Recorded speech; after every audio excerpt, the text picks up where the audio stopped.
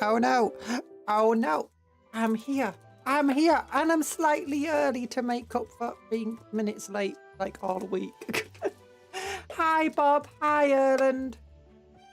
Yeah, I've got about 30 minutes. Not 30 minutes. I've got like my background music is always like, ow! There's a banana on my head. My head off. Oh, get that off. Get that off. I'm drinking water. I've been around because my time has switched for work, so you're working for day shift. You're working the day shift. Yeah. Oh, bad. I don't know. If that's good, that's yeah. If it's bad, it's oh. Ow! That's a bike. That's a bike to my eye. Why? Where Bob threw a bike in my eye. I don't know why. He just did it for fun. It sucks because I can't watch a lot of things. No, that's sad. That's sad. Oh, there we go. Yeet. Don't yeet. Ow! That's a bear. Look at I'm friends with a bear. So all they do is put their butt in my face. Still annoying. But she did wrong bike sound. What do you mean I did for wrong bike sound? Sprinkle, sprinkle, sprinkle, sprinkle, sprinkle, sprinkle, sprinkle. I've been feeling ill today, you know, because it was raining and thundering last night. I was like, oh, yeah, that means less hay fever, right? Right, wrong. It meant more hay fever, more of it. I've been like so bunged up all day, just like blowing my nose constantly. And there's still more coming out. I'm like, oh, I'm so dizzy. I got a headache. Where's all this coming from? It's like 12 litres just out my nose. Look, I got no nose. I had to take it off. That's why I got no nose on this model. See, you can't see it because it ran away. It ran away. That's how runny it was. But hello. Hello, we got stuff done. Oh, guys, I forgot that the new Kill Team stuff was coming out today. Do you know, Kill Team Typhon? And for new raffiners and new Mechanica stuff and for cool terrain and all of that stuff. It's like, oh yeah. And I woke up at like 10ish and just, it's lucky that first thing I do in the day is always just go to the Warhammer website. I was like, oh yeah, this stuff. And then I bought it just before it sold out. I'm like, yes, I got a model. I got a set before it sold out everywhere. I ended my toxic relationship with League again. This time it lasts for a week. No. You need to end it for good. End it for good. Toxic relationships are bad. Whether it's with another person, a family member, your best friend, or a video game. A video game. Yeah. Oh. You know. What was, have I ended any? No, I've not ended any toxic. I've not got any toxic relationships. Buying Warhammer, I love it. I love being broke and just having piles of boxes that I never build and models that need to be painted, but I struggle painting because my hands hurt. Capcom spilled the nan oil. Cupcake spilled. No, that's not true. I've not got my earphones on because I wanted to brush my hair. I can't. Oh, there's my hairbrush. Oh, I have been a bit productive. Oh yeah, a beetle got into my bedroom last because I opened my window. I've got these net things for cats, so the cats can't get out, but sometimes bugs still get in anyway. And there's a big old beetle last night just flying around going... It was more like...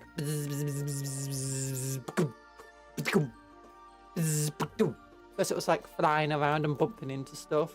It's like, oh my gosh, you're a big old beetle. And then I tried getting it like in a bottle because I wanted to get it in a container so I could like trap it and throw it outside again. Well, not for container, just for bug.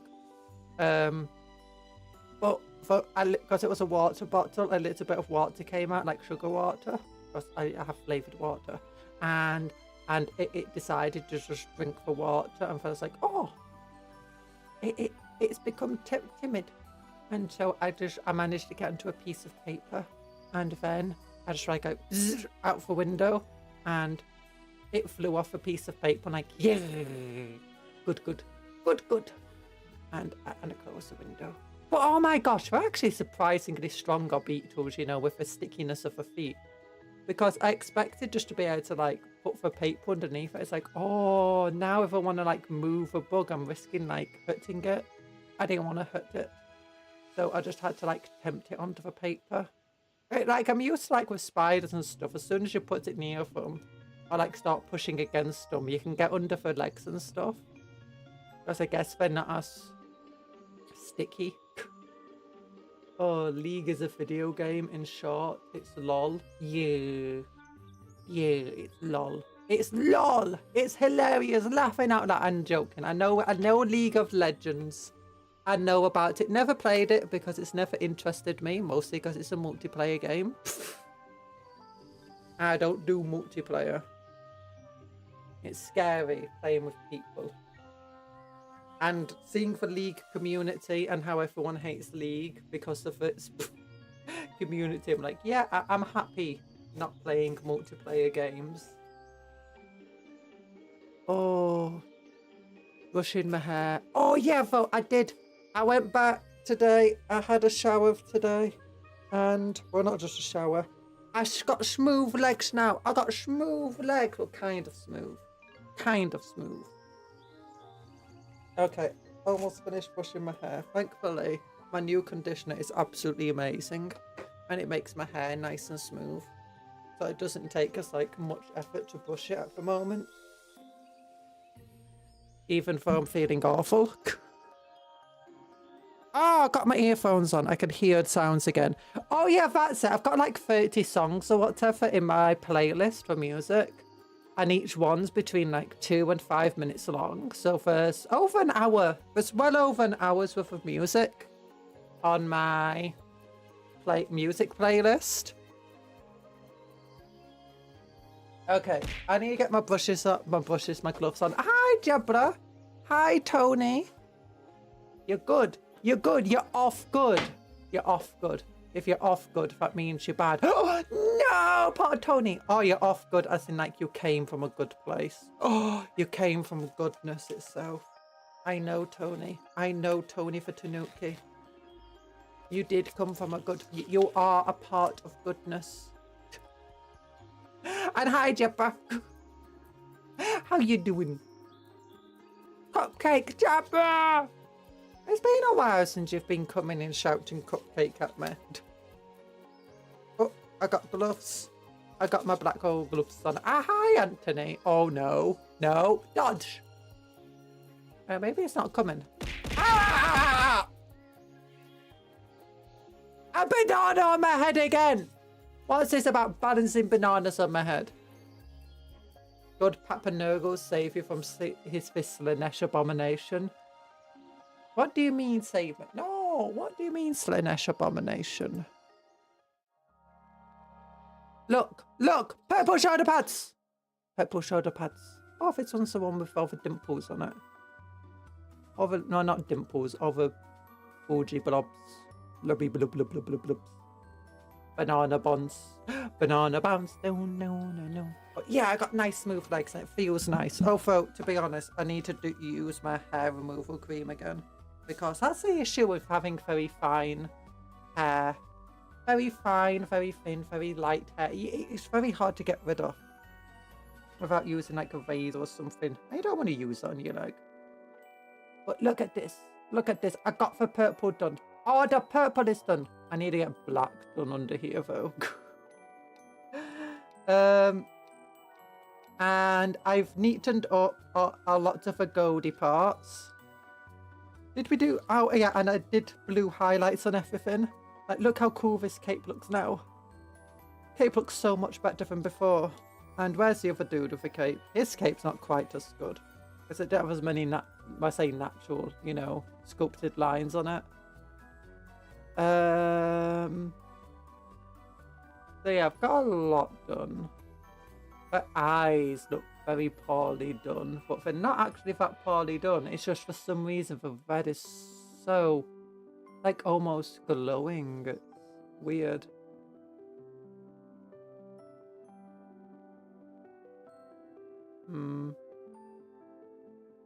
Yeah, red is not that bright in real life.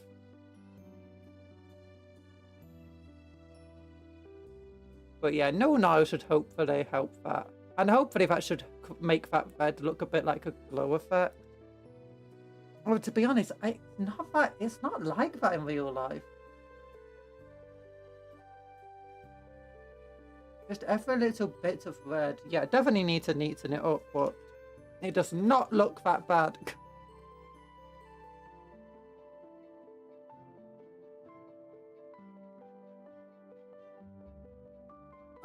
Yeah, first stuff I need to neaten up. I want to try creating like a glow effect on the eyes. But yeah, look, you can see the purple I've got here. I've made a gradient on it. It's clear that League of Legends is Slanesh doing for our world. Now, I think Nurgle did it. Lots of stinky gamers. Or Korn. I think actually maybe all of the different gods work together to create LOL. The mini starts to look somewhat decent. Joke. They look good. No, it doesn't look good yet. It's almost starting to look decent.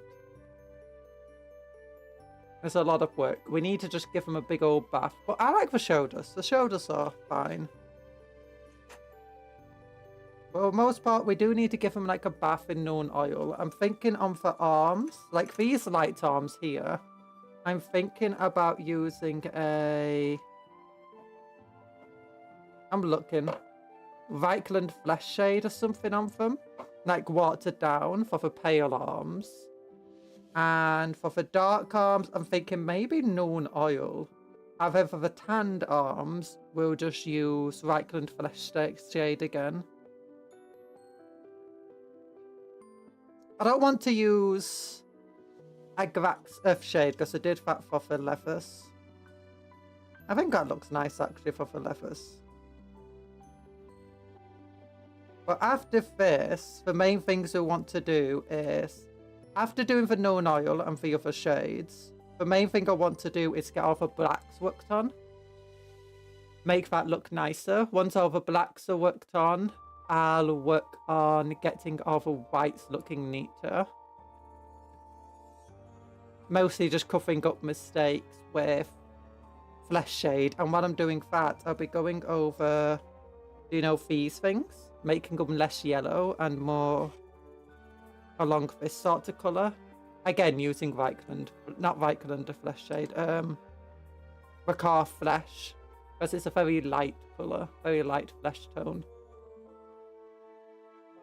Then once that's highlighted on, I want to highlight some goldy colours here. Then I'll work on making the whites actually white. Then I'll probably dry brush some sort of like, you know, these sorts of edge tones onto it.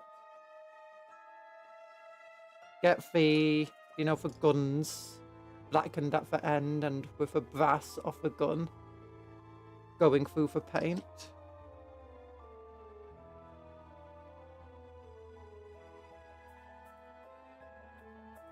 And then work on the eyes, they're like putting in a little white highlight in the middle and maybe doing the screens and stuff as well. Which I'll do green. Who is the one from Space Marine that you play? And why he don't have Iron Halo? None of these are the guy from the Space Marine game. The guy from the Space Marine game that we play as, I don't have any models like that at the moment. I do have Graphis models, but I don't have my Eradicator models yet, which is Graphis with melter guns. Which is sad. But also, there's actually no model in the game that's like that. That has an Iron Halo. That is a Graphis model and has an Iron Halo and can have a heavy bolter. And can have like a heavy bolter, multi-melter, or plasma gun. Plasma cannon or whatever. Actually, no Graphis Marine can have a can have a plasma. As far as I know, Graphis Marine can have a Hell Blaster. No And no Graphis Marine that has an Iron Halo or otherwise an invulnerable save can have heavy weaponry. The only ones with the Iron Halo are the captains. You stinky, you stinky. I'm not stinky! Oh, you made me so mad now. Oh. So, yeah. I also think when I'm doing the, you know, the end of a gun, making it look like it's being fired, like deal we've got here. And dirty at the end. I think I'm going to do a similar thing to a chainsaw. Like make it all look damaged and scratched and dirty. And then once everything else is done, we'll start working on the base and we'll get, similar to these guys, we'll get dirt all up the legs. Yeah. Wow, YouTube censored some words. YouTube is getting worse. Titus sucks anyway. Who wants a model of him? Oh no, it's not Titus. It's a. If you'd not seen, I've been playing Space Marine Operations, so it's with my own little Black Templar character. I think that's what Bob's is referencing, not Titus. Because Titus is an Ultramarine. We can't have him. I'm not paying 22 quid for a tiny dude with a chainsaw. Oh, Graphis is... Let me get a Graphis model out. And I can show you the difference.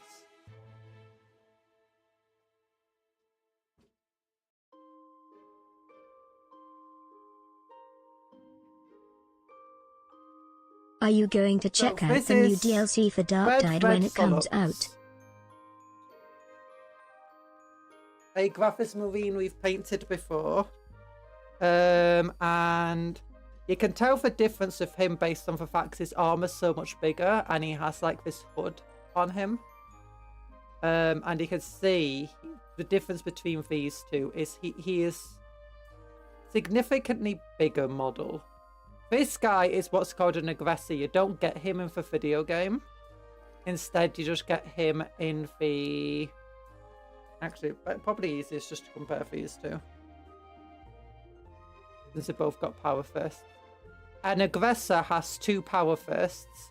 These little storm bolters, which can be flamethrowers if you wanted. But not storm bolters, they're just tiny bolt guns. They can be flamethrowers if you wanted. And they have these like grenade launchers on top. And they're very big. They've got very thick, very big armor on. And they're not as big in the video game as they are in the model. There's not as much of a size difference in terms of height as I thought there was. But again, this guy's stance is quite wide anyway. Why then Terminators exist? Graphis actually came after Terminators. Terminators are even big. Well, Terminators are very different. Hi, Skaven Dan.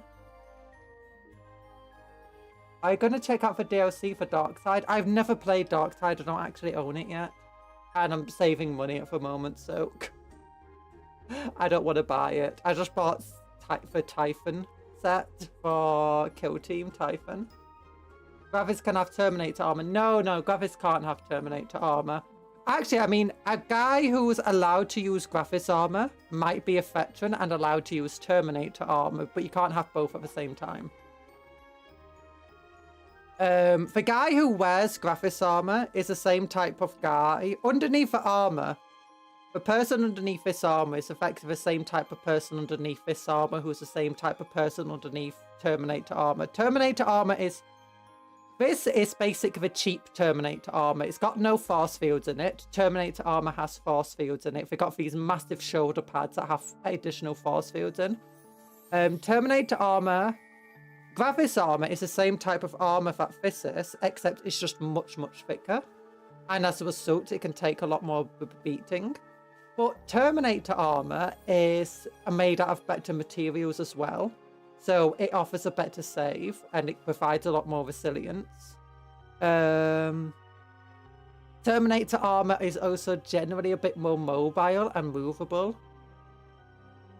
But actually, I'm not sure. Graphis armor, it can be modified a lot more to make it a lot more mobile.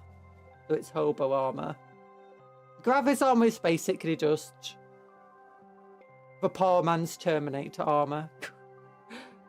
It's also because it's cheaper to produce, it's much more widely available, which means that you get something called heavy units or heavy infantry, which is basically like battle line Graphis armored marines. So you can just like mass produce a bunch of Graphis armor and just put an entire company into Graphis armor, while Terminator armor is extremely rare. And some chapters don't have any Terminator armor because of how rare and difficult to get it is. And difficult to maintain and repair. Some that even have it don't use it because they just can't maintain and repair it, so they'll only use it for most extreme circumstance. Yeah. Who knows, maybe could win a giveaway for it. Ooh, maybe. Maybe. I'll probably wait for it to go on sale. I just have to wait a while because I've got this.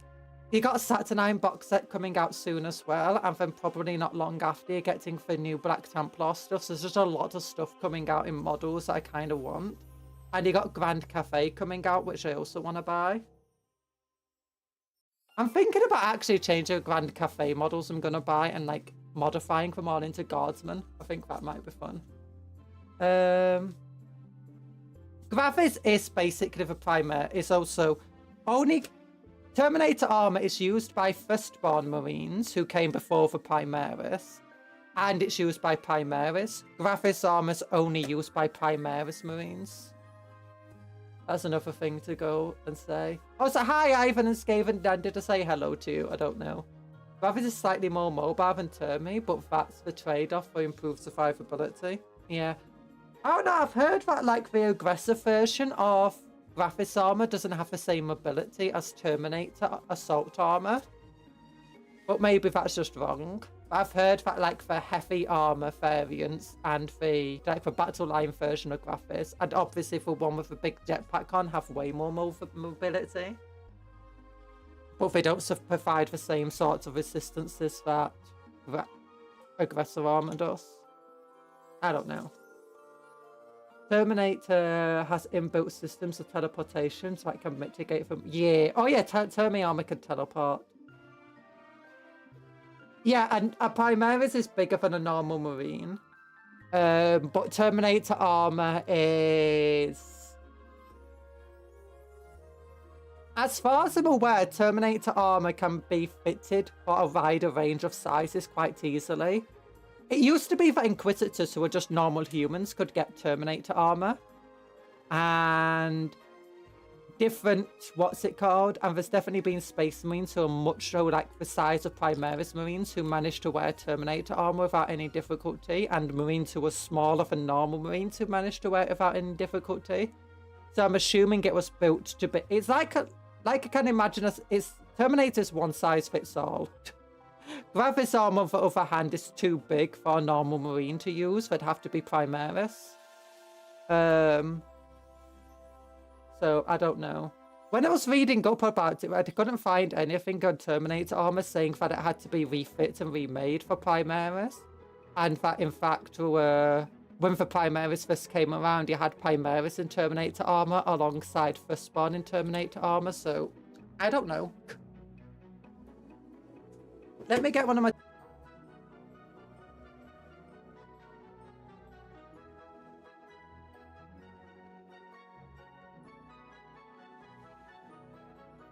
I'm back. Hi.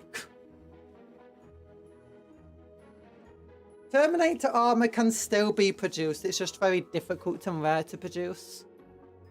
And very expensive. And it can still be repaired. And it seems that with the era of Primaris, Terminator armor has become a bit more common again. Because, like, new Terminator armor sets were released. But yeah, here's a Terminator. I've not painted any Terminators yet. They got the same size base as the Graphis Marines. If we put them next to Graphis, this is definitely a Primaris Terminator. You can see it's slightly bigger than a graphics, and you can see their shoulder pads are very special. They're much bigger. And this is because they got force fields inside the shoulder pads. And the back has this massive fence system rather than a normal backpack that Space Marines have. The Power Fist is also slightly bigger on the Terminator.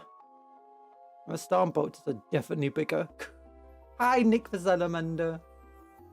Graphics is designed for larger Primaris, but Thermoplate has been produced for extremely large individuals. See Tyboros? Yeah. Hi, Nick. And I 2500. You won't be able to talk. Okay. Okay, but it's nice of you to be here. So yeah, here's the... It's a Primaris Terminator. Let's see, it's big. It's very big stuff. Compare it to a normal Marine, and it's... You can see just how much bigger these things are. But then you compare them to like a character, right? Like this dude. And honestly, this is just meant to be a normal dude, but he does kind of like the way he holds himself there. He kind of looks just as big as a Graphics Marine, if not bigger. I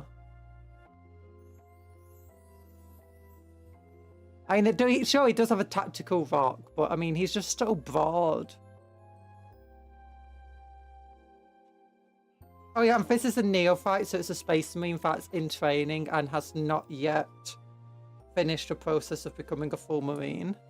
And see, it's a big difference in size between them. And here's a Vespid Stingwing. Oh gosh. There you go. Yeah. Oh, this Terminator looks like the one that's squished by cultists in that one time I played. Squished by cultists. Cultist has plasma. Oh, yeah. Nowadays, a Terminator can survive plasma pretty well, but oh, back in the day, plasma was the bane of Terminators. Terminators were never worth it back in the day for about 40 points each, right? And they had one wound for a toughness 4. Now they're toughness 5. A Space Marine is toughness 4. Back in the day, a Space Marine was toughness 4. Now, a Terminator is toughness 5. So they're tougher than a normal Marine now. Back in the day, a normal Marine only had one wound, and so did Terminator. Now Marines have 2 wounds and Terminators have 3 wounds. Which is nice. Back in the day, Terminators had a 2+ armor save. Now they still have a 2+ armor save. As normal Space Marines had a 3+ armor. Well, he's not a normal Space Marine. This is a normal Space Marine. 3+ armor save. I think in Tacticus, MX Mark 10 Graphics armor has to go through armor twice. Only Ultramarine Sergeant Bellator and Nod Cargo alongside Black Temporary Buffer as a Mark 10 Graphics trait.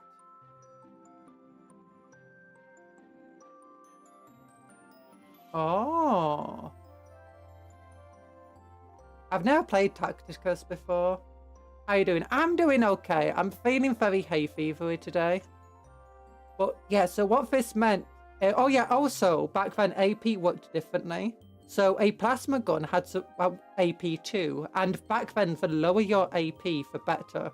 So plasma gun AP 2 meant that it ignored any armor save that was 2+ or lower, or technically higher. So 2+ armor save ignored completely. 3+ armor save ignored completely. 4+, 5+, 6+, yeah. So it would just so plasma gun just ignored Terminator armor saves. It wounded pretty easily since it was strength 7 versus toughness 4. And you only had one wound. And on top of that, you only had a 5+ invulnerable save compared to 4+ now. And it cost 40 points compared to like 30 points a model now. It was absolutely insane, just like how expensive it was to have a unit of Terminators and just how easy it was to wipe out. And a plasma cannon could hit every single model in your Terminator unit like that. But yeah, you just lost units so easily back then. Now they have 3 wounds each. They have a 4+ invulnerable save. They're a lot more survivable. Ava Wolf, hello! So old AP2 is like AP5 currently. That's kind of wild. Yeah, and there's a lot of AP2 weaponry. All motor guns were AP1. What this did is also gave them, I think it was +1 to damage vehicles. They're also strength 8. And being strength 8 for a motor gun was like, it was an anti-character weapon, right? Because your character in Terminator armor, your Lord, Hero, Chapter Master would still only be toughness 4. And if you had double the toughness of an enemy armor, if your strength was double the enemy's toughness, sorry, it was an insta-kill. Didn't matter how many wounds you had, insta-kill. You had to pay a bunch of points to have an item that would give you protection from insta-kill attacks. But yeah, and you only had a 5+ invulnerable save, only 1 wound, so you got wiped out. Like, plasma cannons had a blast marker. And, oh yeah, strength 7 at the time. Now, strength works in a way that if it's the same strength as your toughness, it hits wounds on a 4+. If it's lower, it wounds on a 5+. And if it's higher, it wounds on a 3+. If it's double, it wounds on a 2+. And if it's half, it wounds on a 6+. That's how it works. Back then, it's like if you're 1 point higher, you wound on 3s. If you're 2 points higher, you wound on 2s. So strength 7 plasma cannon, that's AP2, ignored your armor saves, had a blast mark that could hit every single model in the unit, and also wounded on 2s. Yeah, it was not a fun time to be a Space Marine back then. Thankfully, you got 4+ cover saves. Cover was a lot better than it was back now. But it was a lot harder to get cover because it was all about lines of sight. Are we winning? No, we didn't know painting. I just tried playing Battlefield Gothic. Oh, I've got Battlefield Gothic now, but I've not played it yet. I think it might be downloaded even. I might play it some next week. What happened to my squad of 3 Terminators? But as I say, I got my friend killing Dreadnought as a guard. Oh, with a knife as guard. Oh gosh, that's cool. Wrath weapons used to have a rule where it did more damage to better armor saves and tabletop since it uses target's own armor mass against it. Whoa, that's cool. Admex Sigur's heavy graph cannon passive ability can deal more damage to Graph's armor, which I currently have. That's sad. I've completed the main story missions for Space Marine 2. I've not completed operations. Oh, hi, Dean is Dexter, by the way. Mark 10 Graphis has an upgrade. Raid Boss Rogel Dom Battle Tank has ablative armor. It's like Mark 10 Graphis, but goes through armor 3 times. Unless Pierce is lower than 60%. Oh my god, I don't understand half of what you're saying now. Oh yeah, Rogel Dawn take more damage. Not in tabletop. I don't think they take more damage from the rear. It used to be that they did. Well, they didn't because they didn't use self armor. I think they came out after they removed armor values. You're 100% the defeat screen though. I've not been defeated that many times actually. Just that first time we tried operations and I just got completely screwed over by them. And for one time I tried playing them off stream and got completely beaten by them. Oh goodness. But yeah. What's your idea of what's going to happen when Lion meets Gulliman? They're probably going to get along, I imagine. There'll probably be a few butting of heads, but Lion is definitely a lot more tame than he used to be, and Gulliman definitely has a lot more fire than he used to have. So I think they're very much similar personalities right now, and they're perfect together. If Rogel Dawn came back, I imagine he would be butting heads a lot more with them. I imagine he used to be the tame one, who was like very quiet, but impassioned. But I think if he came back now, he would be extremely impassioned. He'd be like basically like a Black Templar, I imagine. And a lot of Black Templar players are thinking that if Rogel Dawn comes back, he'll come back with a Black Templar Codex.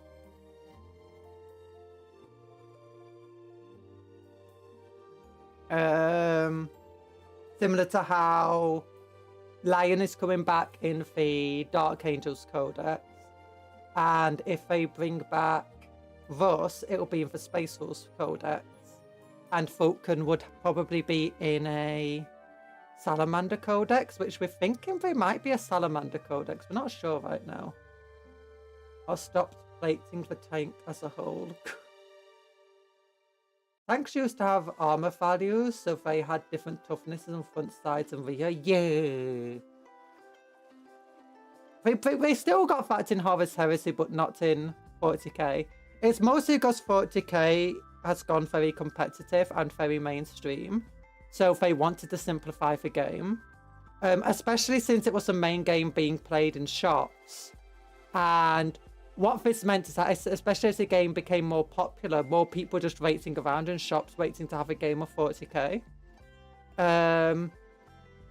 And it also causes so many arguments, like the more things you have of line of sight, is it front, rear, whatever. So just simplified the rules, saying it's like, basically, if there's any question of if a guy's in cover or not, he's in cover.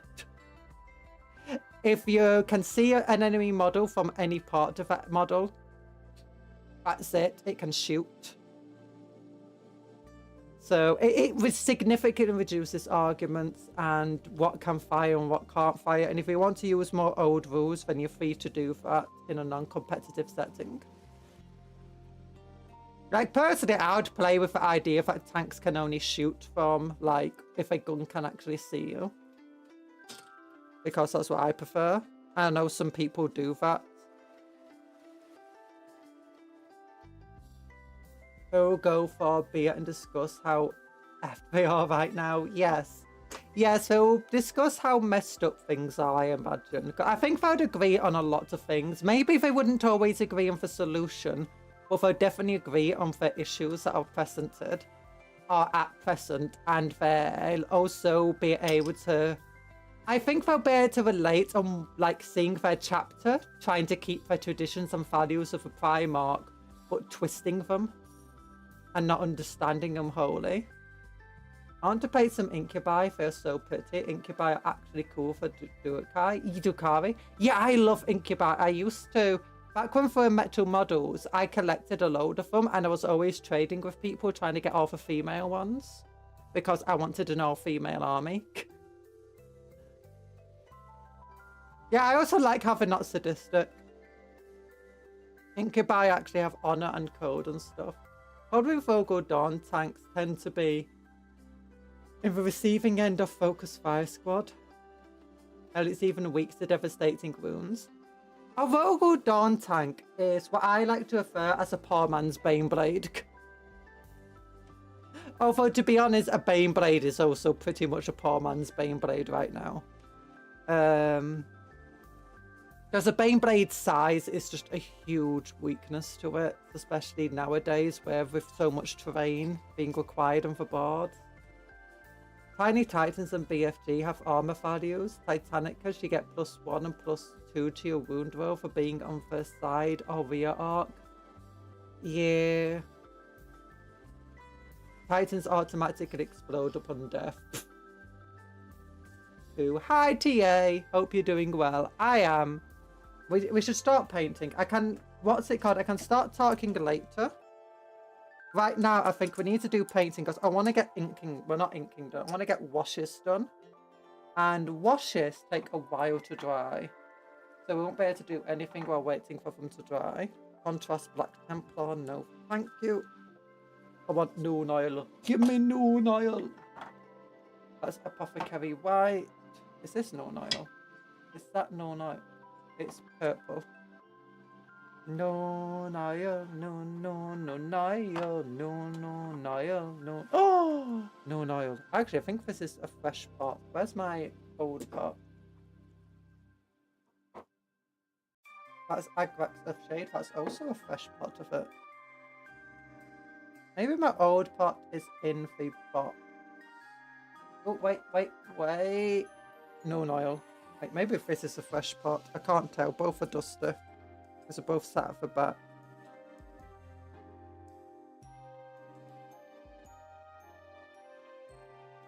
Okay, no, the first one was the new one. Old one, sorry. Yeah, they don't have a Titanic explosions to the same extent anymore. I remember when he blew up a Titan in Armageddon and the entire battlefield would just be wiped out. Oh, it's hilarious. I do miss a lot of the old stuff, but at the same time, don't miss it too much. I'm just like, you know what? If you do want the old stuff, you can just add it in yourself again.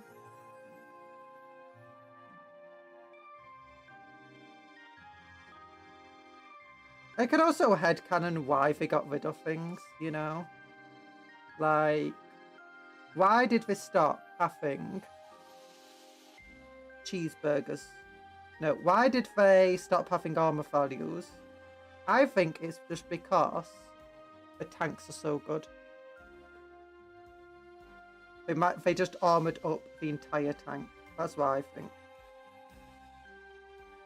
You know, I trust the Imperium to do that. People keep blowing up our tanks by going behind them, or just armor the behind of a tank.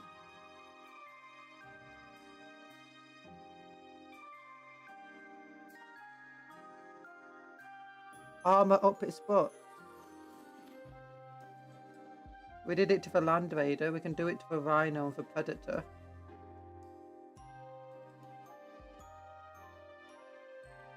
You do.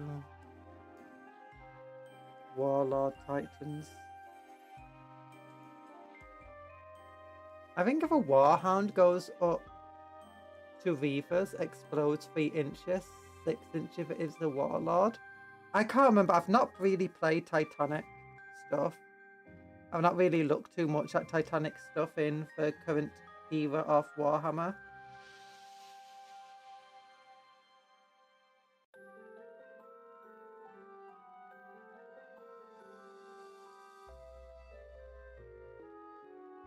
Huh.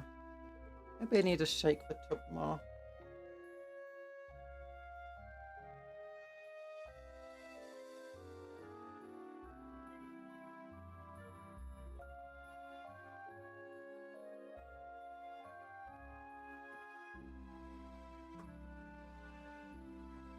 So I can't really remember much about the Titanic explosions.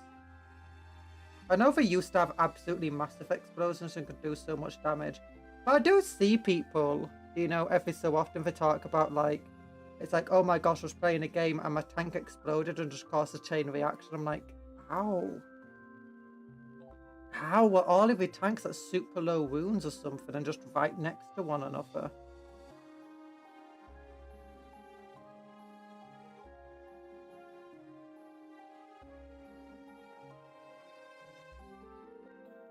I do not see tanks blowing up that dangerously at the moment.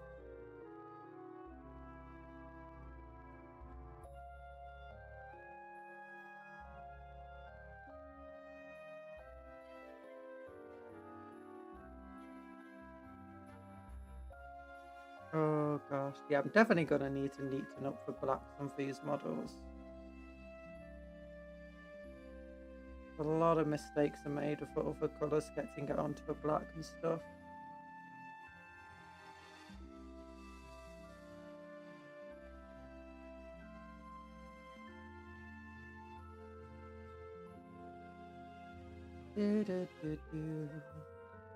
Oh, it's thunderstorming last night though. I love the thunder.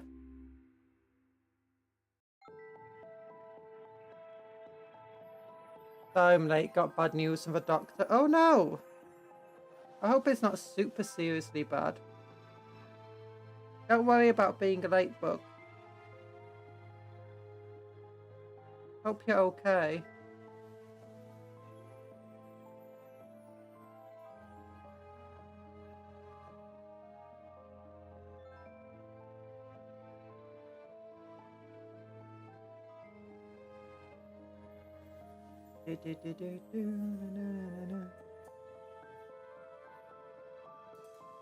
Oh, I hope you don't.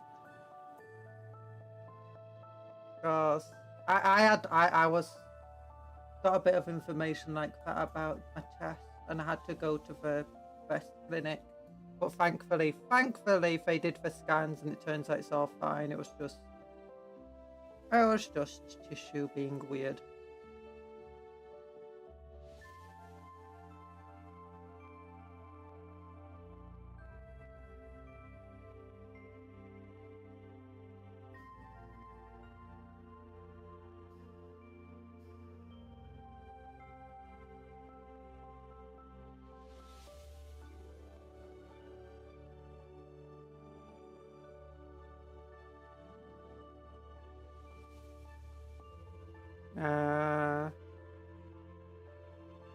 But I hope things will be okay for you, Bug. We're currently painting some modelly models. We're doing a known oil bath, maybe a bit too much known oil, maybe not enough known oil. I don't know which.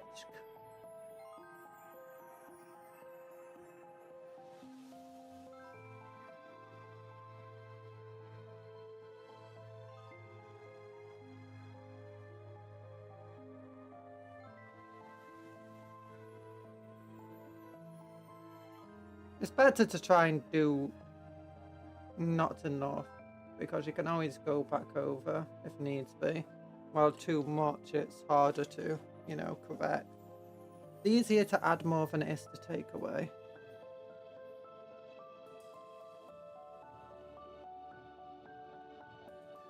Is everyone having fun? I hope so.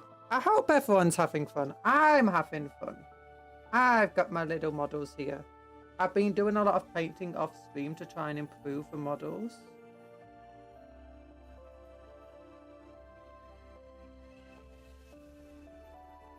Bug catching conditions like Pokemon. My condolences. Yeet.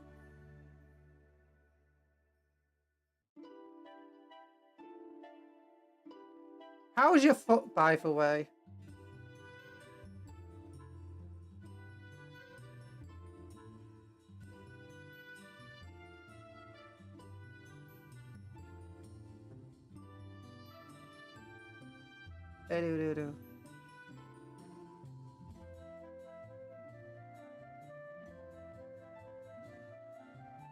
Mainly healed already.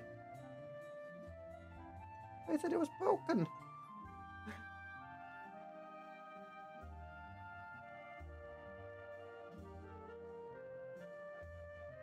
That's a quick healing foot. Oh, my recollection of time is very weird. Probably my recollection of time. Hello, certain mysterious virtuoso. I am here, painting models, being as cool as can be.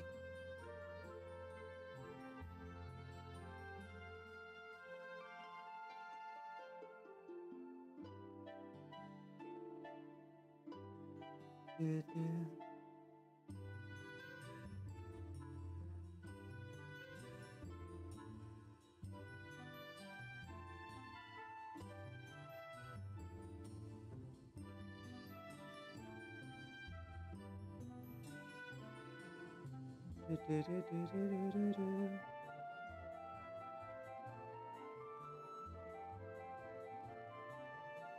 we go. There we go.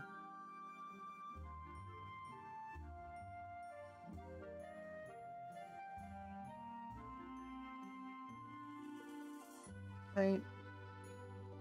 Oh, there's definitely areas here where I need to be going over. There's a little bits of blue down here. which isn't where Blue's meant to be. Blue's Clues. By the way, do you like his double cape? He's got this big old cloak on, and then he's just got a cape on top of it. It's like, yick!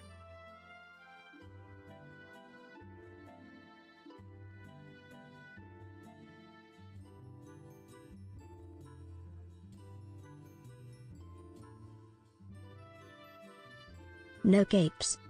No cape. No! We need all the cape. Not no cape. All of the cape. Cuptle. What are you? I'm starting to think you don't even want to be a Black Templar, Cuptle.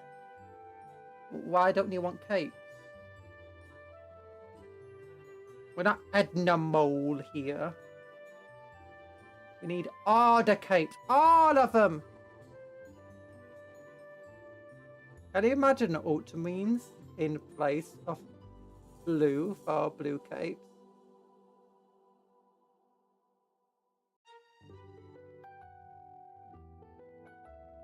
Blue clues. Oh, an ultramarine blue clues. Sorry, I didn't read clues correctly. An ultramarine in place of blue from Blue's Clues. Yes, I could. In fact, I think the ultramarines are based on blue from Blue's Clues, you know. It makes perfect sense to me.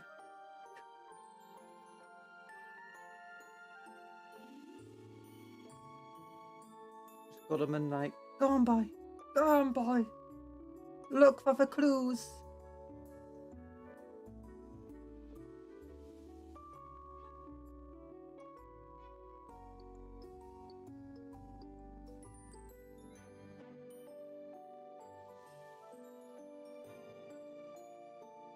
Better than a Black Templar in place of blue from Blue's Clues.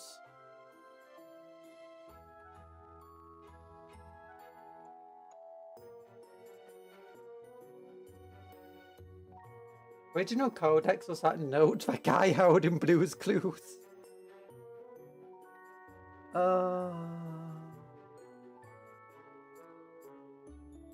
Yes.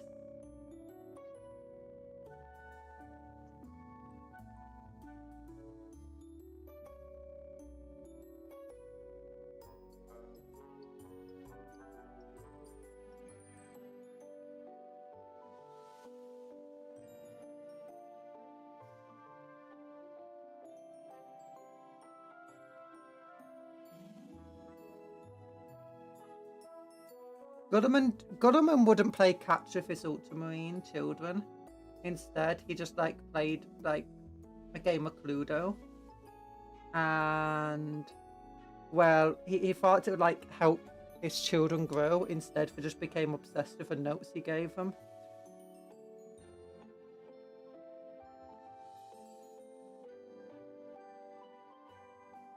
Have you realised all Marines are basically just autistic?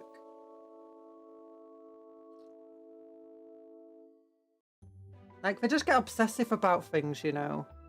Black Templar, they read one book about how great the Emperor is and how he might be a god, and they're just like, yes, this is now my entire life based on this book.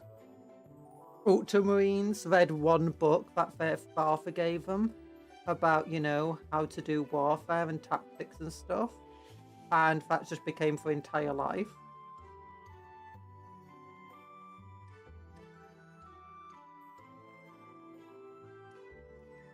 One day, an Imperial fist smelt someone's trump, someone's, you know, breaking wind, and became obsessed with it. Oh no, that's some a very old book. Unfair. Oh no, that's horrible. Do not read old Space Marine fiction by a man named Ian. Your sanity is worth so much more than that. Original code was that. Does anyone know any good book around for Drukari? I don't know. I've definitely seen a few stories around them, but don't know any books. Where there's at least one, but hi, Malamal. Thanks for the headpat. Oh, yeah, share, Cuptle. Share it. Yuck. How you doing, Mal? I hope you're okay.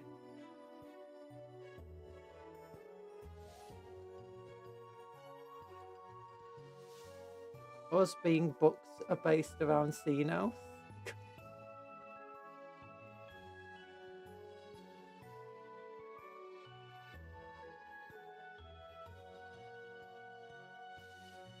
My sadists get no love. The issue is when you got a villain character, they generally don't get as much attention in books unless they're the villains of a story. In which case it's very rarely going to be their perspective. Especially just with how sadistic they are in general. There would have been a few short stories from their perspective, but I'm not so sure about anything else. I'm having a bad headache. I'm probably going to pass out. Oh, get some paracetamol and, you know, take care of yourself. I hope the parrots didn't eat them all.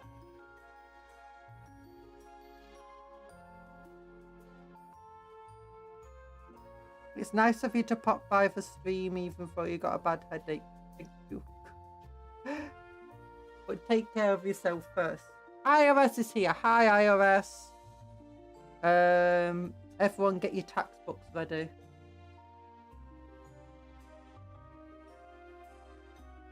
And by tax book, I mean your tax hammer.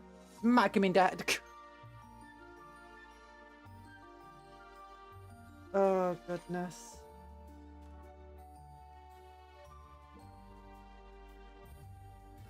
We could make a good book around the incubi. You know, if you want to know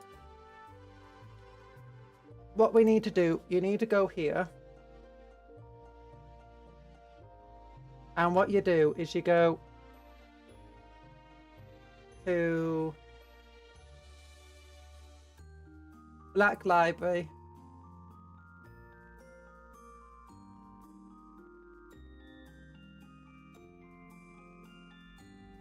Can we get any based on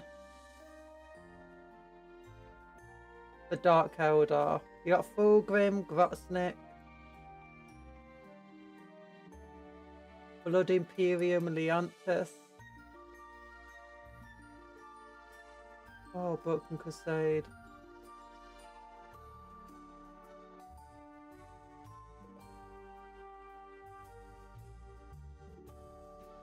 Did a quick Google. Apparently there is Path of the Dark Eldar trilogy, Path of the Renegade, Incubi and Archon. Ooh.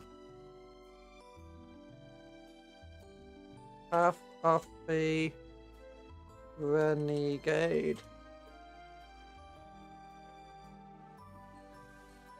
Path of the Dark Eldar, here you go.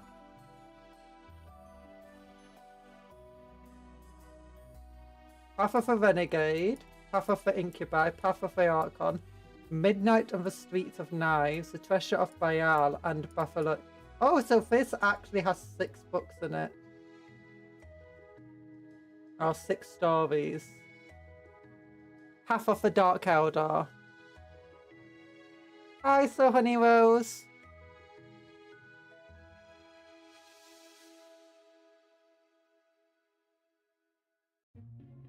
Yeah. Also, do you want to see the new stuff that's come out today? I bought one of them. Kill Team Typhon!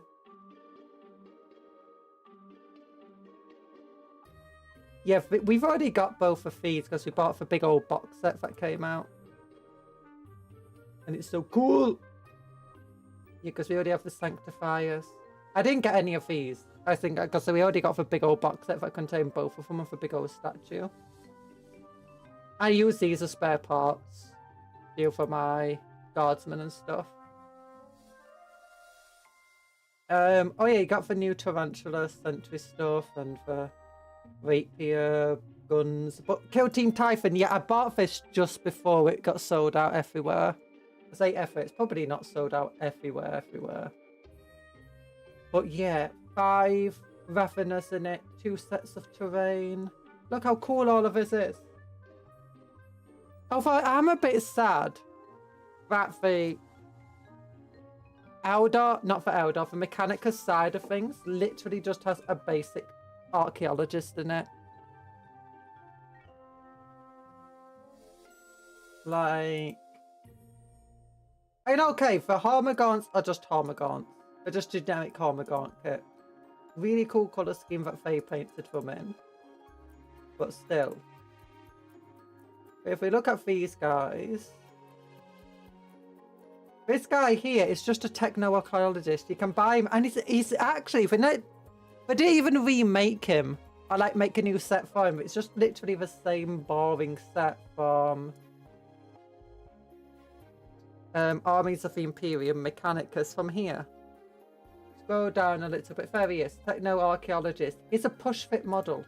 It's push-fit. There's no spare parts in it.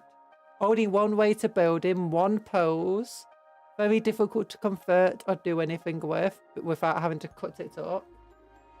It goes into a slot-based base. Kind of sucks.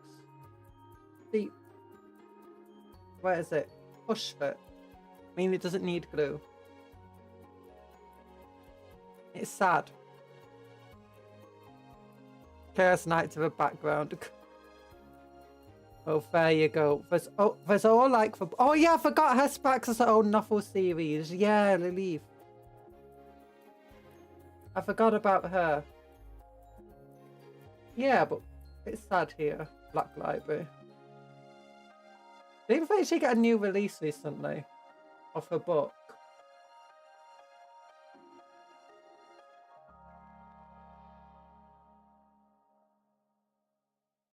Like, don't they have Hesperax here or something? Or is it only a limited release and they did it?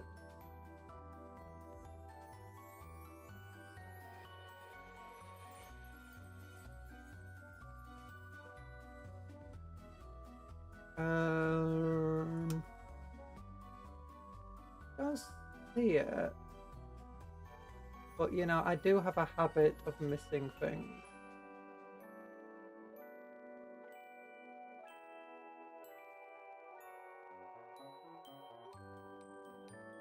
Oops, I mistyped that. S.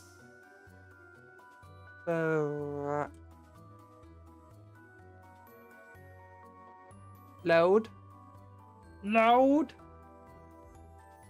No, it doesn't want to load. Showing 0 of 2. Well, yeah, she's not here, but she will be on the Black Library thing.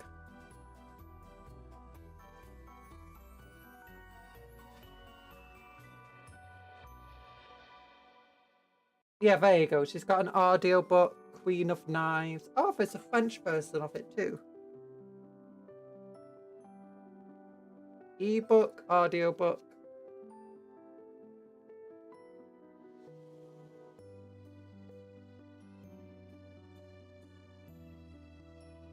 Yeah. Right, I need to continue painting. We've only got 2 models done.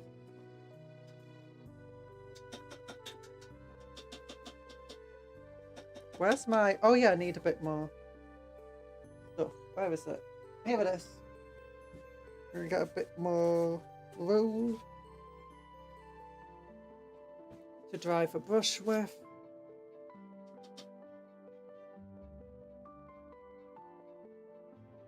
And my nose is ticklish. My nose. I want to make my Drukhari, but are not total sadist.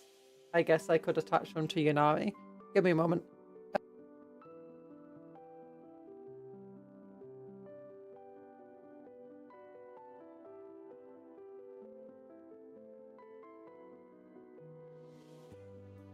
Sorry, I was having to blow my nose. I need to meet myself. You don't need to attach them to Yanari.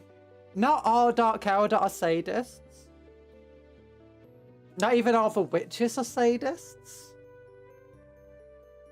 So you don't have to make them sadists if you don't want to. Sorry. Homunculi are generally sadists though. But yeah, I remember my Dark Elder. I mostly made my entire Dark Elder, Incubi, and, you know, for baked Cabalite Warriors. And my entire Cabal was one that is like, none of them want to die. That's the main focus. They're not sadists. They don't particularly care about hurting others. They just don't actively take much joy from hurting others. For them, like many Dark Elder, it's just a means to an end. In fact, a lot of Dark Elder aren't total sadists. It's literally a means to the end for them. Some embrace the curse and go fully sadist. Others embrace the curse without going fully sadist. But do have the entire curse off the fact that you're basically doomed to Slaanesh. If you don't eat people's souls.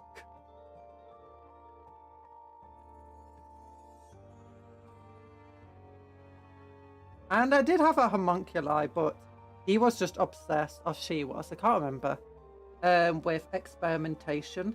Because I really liked the entire thing of doing, like, even a basic Cabalite warrior can come back from the dead with a homunculi helping them. I was like, ooh, that's probably what I should have my entire Cabal focused around, like, a few homunculi who are just, like, obsessed with experimentation. And figuring out how to, like, basically make themselves immortal and break the curse. A relatively small Cabal was mine. But a wealthy one.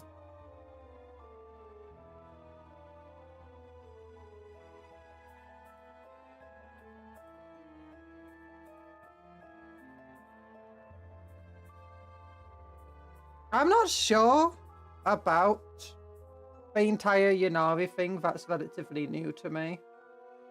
I've not looked into it too much.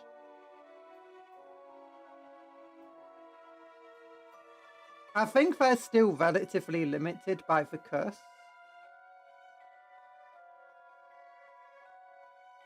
And still, like, need to consume people's souls.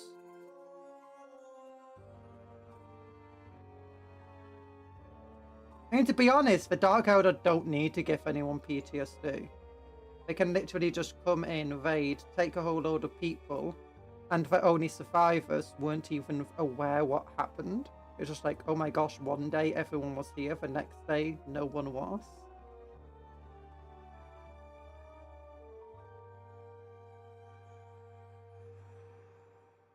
And then of the people they take, they just consume the souls and be done with it. Go on to the next group of people.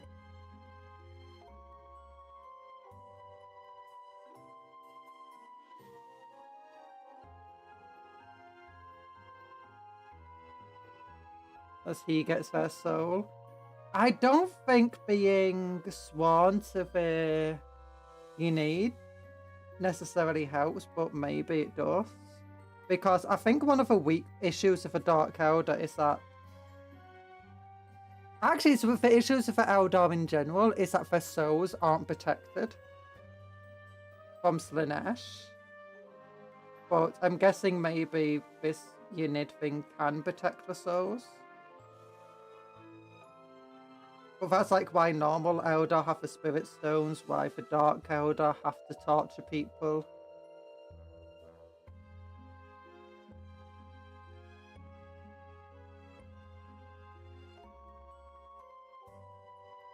How Arbor been defeated is like one day he's sacking a massive army and city, the next day he's just gone. Yeah. He definitely didn't get defeated though. I guess that's like how most of the raiding things are in Warhammer in general. They come, they attack, they go. If they stayed around, they're waiting for a response or someone to notice, then they're basically getting killed and stuff.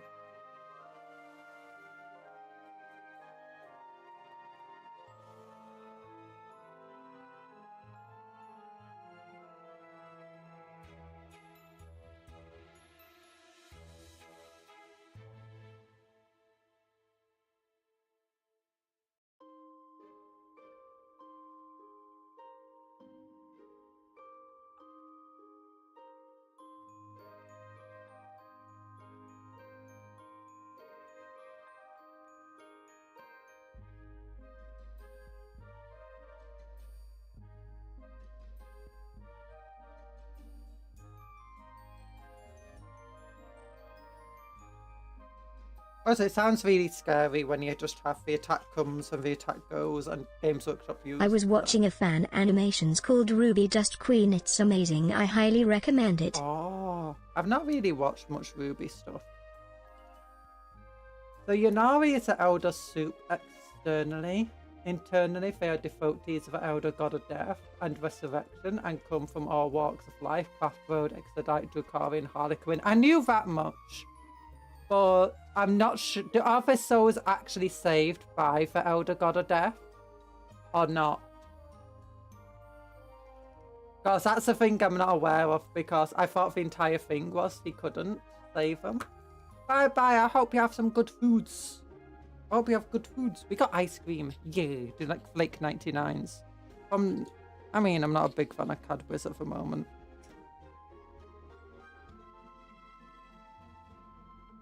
Ynnari is the elder soup. Like, as far as I'm aware, the Craft World Elders still need to use the Spirit Stones. The Dark Elders still need to eat those. Maybe I'm wrong. Maybe I'm wrong. Ynnari also dropped like a hot potato. No, they're still around. Unfortunately for Ynnari, just aren't as powerful as they were. They like gained a lot of power and traction very quickly, but as they couldn't deliver results that the people wanted, they started to split up and lose a lot of their influence very quickly. That's at least the story for it. They still got it all, like, Ynnari is still a detachment that you can play as. The characters are they still got 2 other main characters of the Eldar, which is a significant portion of the main characters that you can play with. The What's the Face is extremely popular still amongst fans.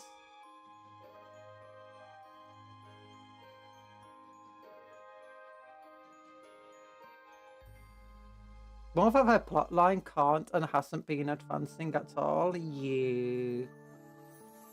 Although that's not a surprise, to be honest.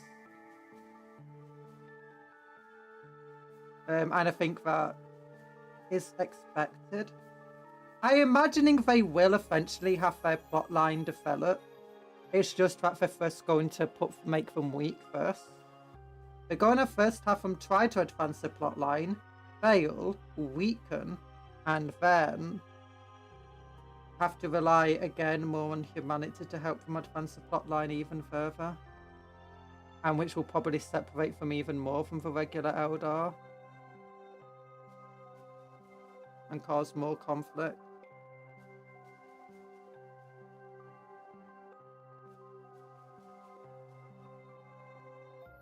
It'll just be whenever the Games Workshop decides that they want to spice up the setting more and have the Eldar as main parts of it. At the moment, they wanted Ultramarines to be it for 10th edition, and they wanted Tyranids to be part of it, so instead you have the entire High Fleet Leviathan thing going on, and all the focus is on that. If next edition they want the Eldar back, and they'll probably have, I don't know, I imagine one of the Chaos or Orcs will be the thing of the Eldar. I imagine it would always be a Space Marine, so it'll either be Chaos, Dark Angels, something, just getting in the way of the Eldar.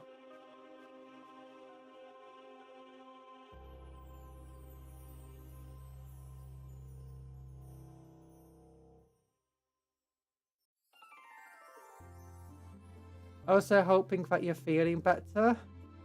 I am feeling a lot better now, although I'm still struggling a bit with my hay fever. So I'm hoping my hay fever goes away. I say goes away, you know, pollen doesn't get as bad, but it's just been really high pollen count. So I've still been very sniffly and getting headaches and stuff, which means I've not been as productive as I'd like to be. Difficult sleeping, but physically and mentally I feel a lot better. I was trying not to push myself so I don't just go back to, you know, feeling terrible. I love how I'm back to Fleet Gothic. I said it correct that time. Drukhari ships have all the cloaking fields, and the entire gameplay is to strike out of nowhere and pick off ships like sharks in void. Yeah, I've heard Drukhari are very good in Back to Fleet Gothic, like very fun, very thematic. That was the one issue I always had trying to play Dark Eldar on the board game. Is that it was difficult to play from how you'd want to play Dark Eldar, like how they're meant to be like. Like you do an attack, right? They're just so fragile. They're so fragile, and the speed didn't really help them survive. A lot of it was limited on like how your movements, like you couldn't do a movement, then shoot, then fall back. Especially with your vehicles, which were your main ways of moving quickly, but they're so fragile they could be shot down by a single bolt gun. Battlefield Gothic Tabletop gives them mimic engines. This gives them a pre-game move, and you can't target them outside of 30 centimeters of first turn. And they are the second fastest ships, being Necrons. I heard that Incubi glass cannon tabletop, they blend but die. They didn't used to be, maybe that is the case now. They used to be like the tankiest unit that the Eldar had outside of Grotesques and Taloses for pain engine stuff. Because they were basically as tough as a Space Marine. But they had a lot more damage output than a Space Marine. Now I imagine because he got so much of a tabletop is focused on having to fight really elite and powerful Marines. And I imagine they're going to be similar to Striking Scorpions, where Marines might have got to multiple wounds, but the Striking Scorpions didn't. So imagining, yeah, there might be a bit of a blender unit. But they should still be tougher than other units like Witches.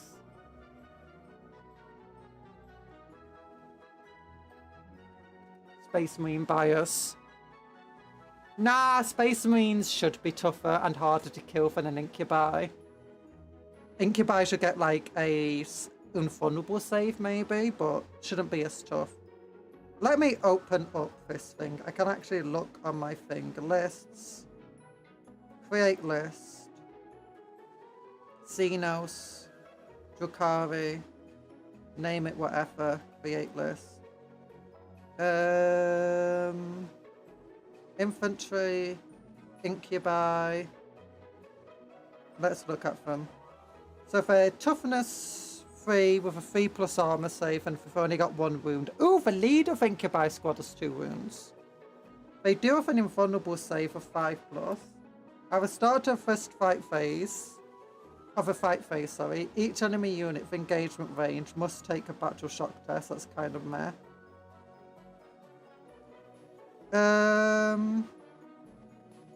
Their glaive attack gets 3 attacks, a strength 4, AP 2, damage 2, 3+. So yeah, they can blend Space Marines pretty well.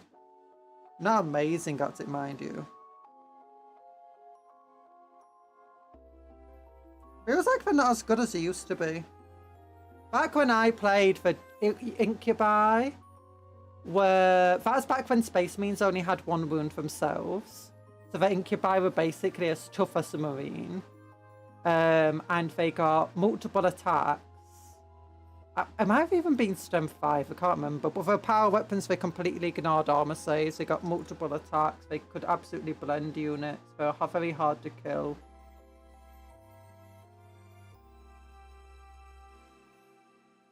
They're one of the best units in the game. I say in the game, in the Dark Eldar army list. Because unlike every other unit, you could actually survive being shot at by, you know, just some last guns or a bolt gun or something.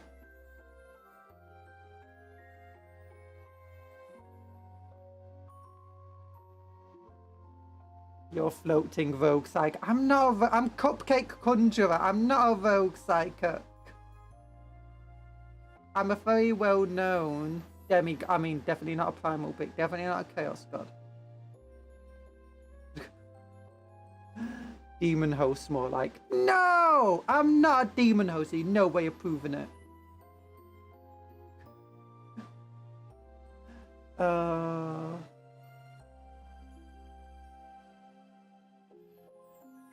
no way to detect any demon host nature in me. No, no, no! No! What? Oh, it didn't work. Oh, there you go. I am not evil. Do not look at my farm.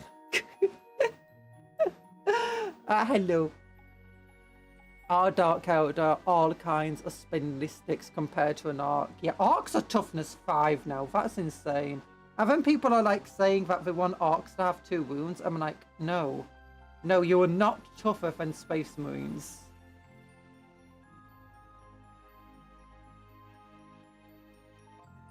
I don't actually like Orcs being toughness 5. I think the thing is, they just want Orcs to not be as green tidy. They don't want people just absolutely swarming for boards with units of 30 Orcs. So we want to make them a bit more expensive. A bit more dangerous, a bit more meaty and stuff.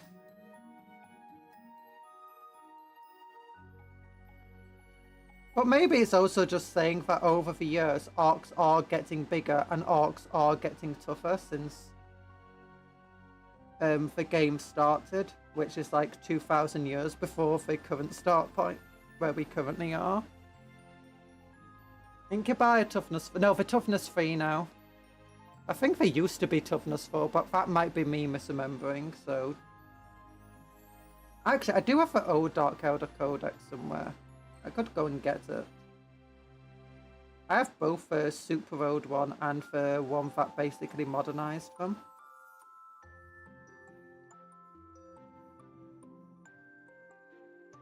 But yeah, Dark Elder and Tabletop were always really hard to play. Just because of how... Like, if you think Dark Elder are fragile now, they were so much more fragile back when I played. The vehicles all had toughness... All had armor value of 10. And were open topped, which I think meant like +1 for damage rotatable for them. So literally a single bolt gun could just wipe out with one shot an Avader. And a single heavy bolter shot could wipe out a Ravager. It was absolutely insane, and they had very little ways of actually like protecting them. And like the speed. Now it seems like they are a bit better at that sort of stuff, and they're definitely a lot tougher than they used to be.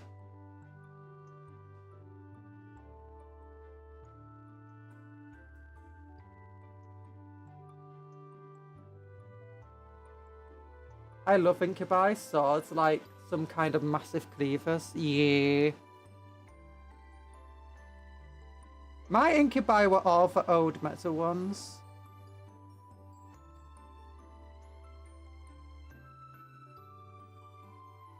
Which were armed with something more like a halberd.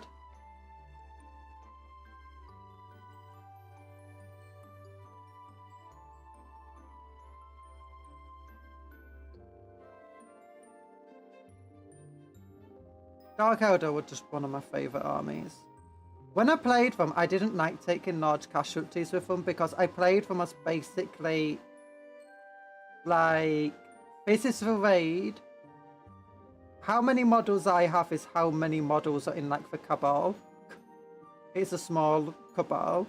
Sure, they can bring them back, but they won't be brought back for free, so they have to win, they have to do well. So I ended up just like going serious mode whenever I played them, which actually drew a lot of the fun away from them. Because they're just so hard to win with and without taking massive casualties. Like every other army, it was possible to win most games without, if you played well, without taking massive casualties. It was actually possible to lose a game without taking massive casualties. Although the most popular way of playing was just half 6 turns, whoever destroyed the most units wins a game. Or like destroyed the most points with of units rather.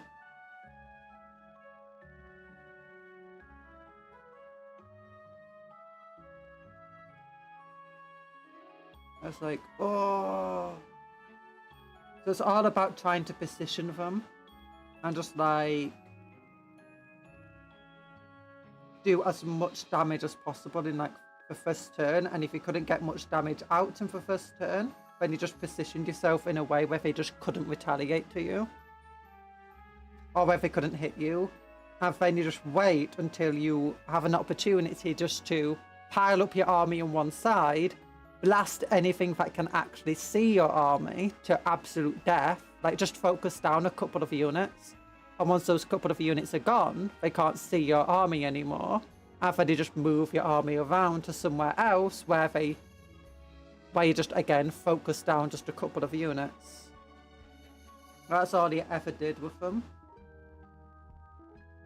But it was an excruciating way of playing. And couldn't always be done. Especially on smaller tables.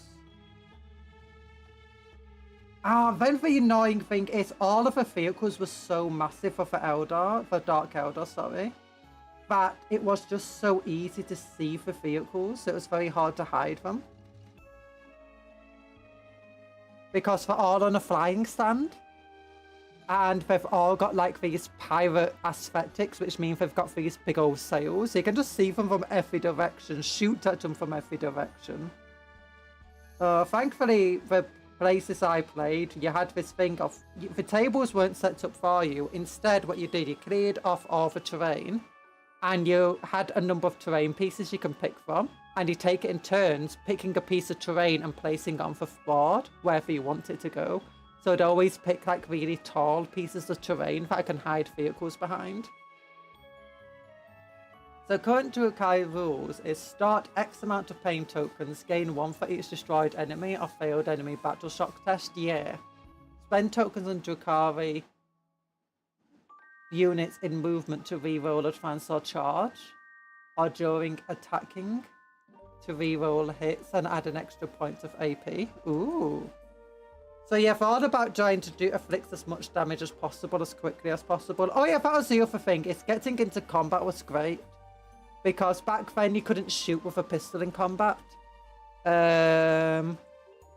So generally it meant that most people focused on witch-based armies. And that's where open-topped came in very handy. Because what you do, you throw your raider down, like right next to the enemy. And then your people would get out of the raider, and because it's open-topped, they can charge on the same turn. So they can move a raider full speed, charge, and then you didn't want to kill them. You just wanted to get in combat with them, so next turn they couldn't shoot at you.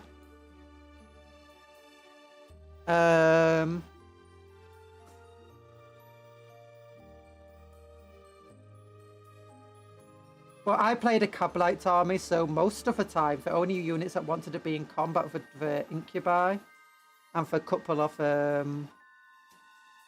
homunculus units that I used. Like Grotesques. Grotesques were a lot smaller then. But I used a lot of Dark Lances. Like, every single thing just had a Dark Lance on it. And the infantry all had anti-infantry weapons.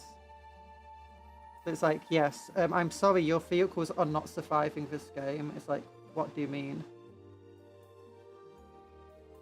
It's like, but they're just not.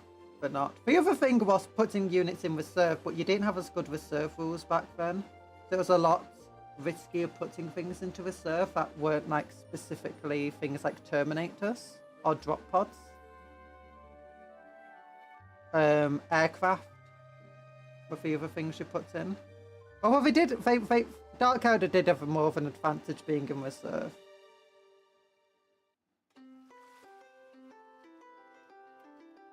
But it's also a lot easier to block off the enemy coming in from reserve.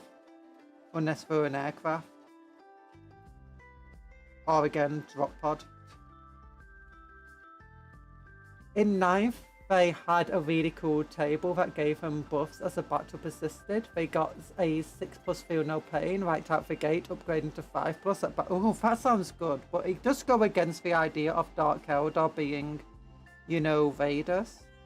I think Dark Eldar, personally, would benefit from the exact same rules that the Eldar have. You know, because the Eldar rules are all about movement, their army ability. It's about moving very, very quickly and, like, preventing your opponent getting overwatches off and stuff like that. That would feel extremely good for Dark Eldar players. At least like Cabalite Vader armies. As the entire thing was, you just if you're doing a Vader army with a Cabalite, you want to move fast. You want to move fast, you want to shoot, and then you want to go away, or you want to move quickly and prevent your opponent overwatching. It's Eldar currently are very good at that sort of thing. I just wish Dark Elder also did that a bit more. I mean, maybe if I detachment, I've not really looked at Dark Eldar, for my shame. Partly because if I do look at them too much, I'm going to buy an army of Dark Eldar. I just don't want to build another one. I kind of feel sad that not long before picking it up, I finally decided just to let go of my Dark Elder army. And then a few months later, I'm picking up Warhammer again. I'm like, it was my best painted army too. I feel really bad about that.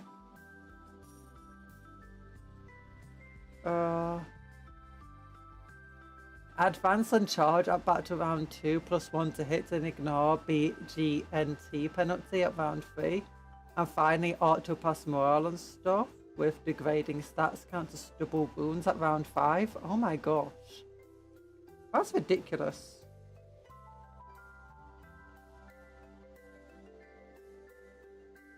But Dark Elder don't have a codex yet though, do they? They're still on index rules. I'm hoping when they get a codex, it'll be a cool codex. Or are they on a codex? I can't remember. I need to check now. Don't forget to like the stream. The scream. Ah! Don't forget to like the stream, by the way. Let me check downloads. Warhammer 40k. Indexes. Drukhari. No, the Drukhari are here. We've still just got an index. If your army faction is Drukhari, you gain pain tokens as the following. Combat Patrol 1/1.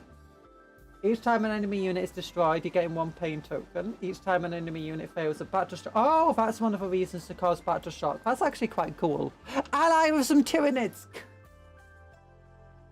Each time you gain a pain token, keep it to one side. This is your pain token pool.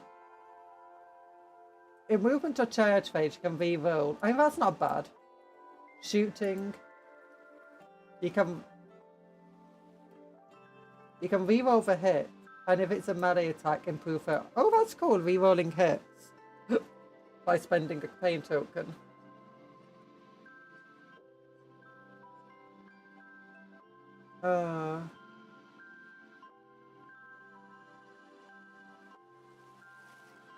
Start a battle, you gain 1 additional pain token for each of the following units. Succubus, Homunculus, Arcane. Ooh. Ooh, my army would be cool with that. Hey, that's not bad abilities. That's definitely not bad abilities. I'm going to have to look at like how Vader works and stuff. So the detachment rule, here we go. Each time a Drukhari unit from your army disembarks a transport until the end of a turn, that unit's ranged weapons ignores covers and for melee attacks have lance. Ooh, that's really cool. Okay, so yeah, this definitely works with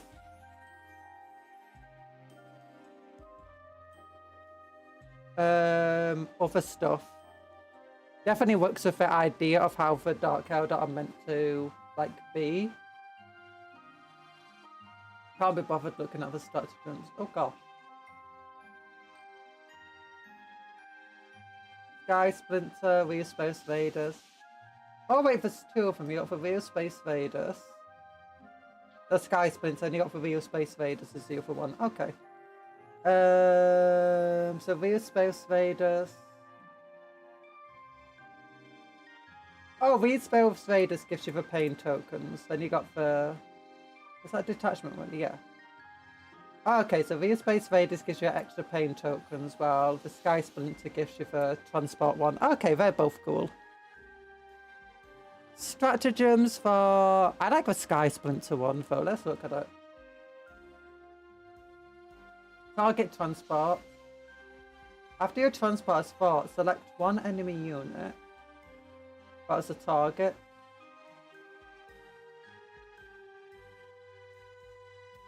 Oh yeah, that's the thing that the Dark Elder could do at one point, and the Orcs could do it really well too. But for Dark Elder, a little bit better at it. You could add a ram to your vehicle so that it did ramming attacks better and was stronger. And because it could move so quickly, you could wipe out enemy vehicles and monsters and stuff and just do absolutely massive damage just by ramming them. Like, you just turn all of your vehicles into, like, a missile. Like, yes, I spent 100 points on this. How much was your Land Raider? It's like 300. I'm gonna fire my tank at it as a missile. What do you mean? Yeah, I think a Waffen transport chassis can still get shock ramp out. Oh goodness. Yeah.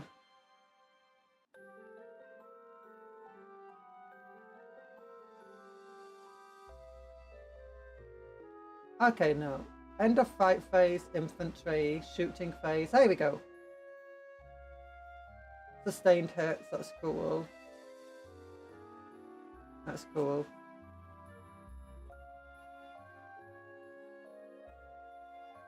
But let's look. What does the... Oh, they've got Beastmasters. Where's the Raider? I want a Raider. I want a Raider. I barely know. Oh yeah, here they are. Toughness 3. 3+ save. For attacks are kind of meh. Affordable save 5+ isn't bad. I mean, Clivax isn't bad. I mean, it can get 6 twin-linked attack with its dual blades. Or 3. No, it's just the same stat line as them. Cablite Warriors, leave. Here you go, is this it? Raider! Yeah! It's got 14-inch movement. Each time this model advances, do not make an advance roll for it. It has firing deck 11, that's cool. Power from Pain, Deadly Demise, oh, we can deep strike, nice. It's got Fly, Dedicated Transport, Raider, Blade Veins, melee weapons. It can have a Dark Lance or Disintegrate to cannon. Dark Lances are cool still. 6+ Infundable save, that's not too bad. But yeah, the fact that it has 10 wounds now does give it a lot more survivability than before. Like, a last cannon could almost guarantee a kill on a Raider, but now it would struggle to kill it. Actually, I don't think it can. It's D6 + 3 damage, so it wouldn't kill it in one shot of a single last cannon. Before, a single last cannon was like guaranteed kill on a Raider. Not guaranteed lots of damage, just guaranteed kill.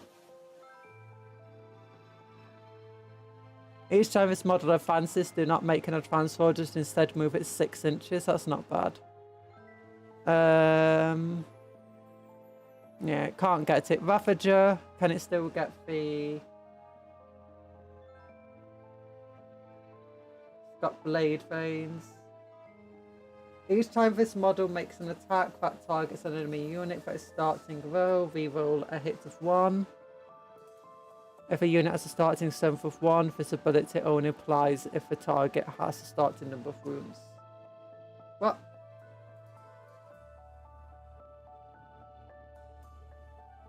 Each time this model makes an attack that targets an enemy unit that is at its starting strength, re-roll a hit roll of 1. If a unit has a starting strength of 1, this ability only applies if its target has a starting number of wounds. Okay. Oh, okay. I get it. Yeah, it doesn't look like they have the cool ramming abilities. I used to love these. I hear flyers aren't as good as they used to be, though. Stealth. Round attack craft. Each time this model makes a ranged attack. But, oh, this must be quite good still if it's got stealth. Yeah. Scourges. Oh, I love these models. I'm gonna make a new army. And that has stealth too, nice. But yeah, they could just absolutely, you could just careen your model across the battlefield and just go right into an enemy Land Raider or like a monolith or something.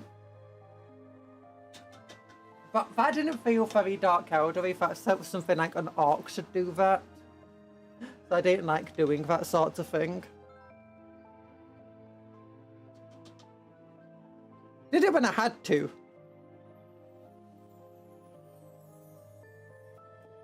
But Dark Lances were more than capable of dealing with most threats. Did I already put stuff on him? Probably. Yeah, I've done it.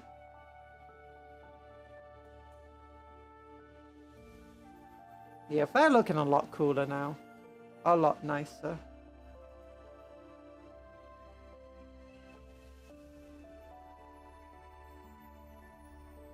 Oh. But yeah. Eldar. Dark Eldar, sorry. They're a lot tougher than they used to be.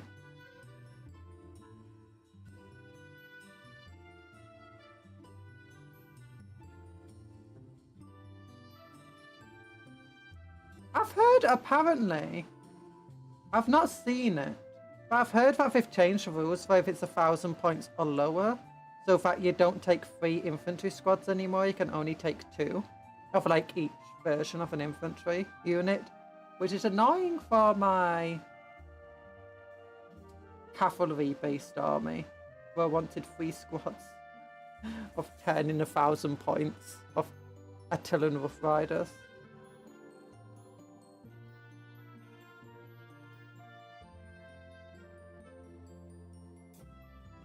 Bam bam bam ba-dam ba-dam. Bam bam bam ba-dam ba-dam bam bam bam bam bam ba-dam na-na-na-na-na-na-na-na-na. My favourite Dark Eldar thing is Impaler Assault modules in BFG. Basically oversized assault boats. But instead of rolling a d6 to see what crit they do, they roll 2d6. That sounds over the top. I need to play Battlefleet Gothic, the video game. I've got it now. On Steam. I just need to play it.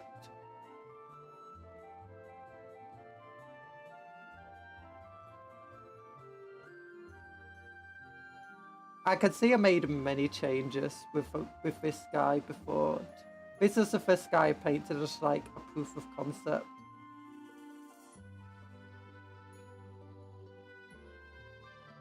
And it's like they've all got their purple chains for other shoulder pad. They don't have bronze areas at the back, it's all steely colour, lead belcher.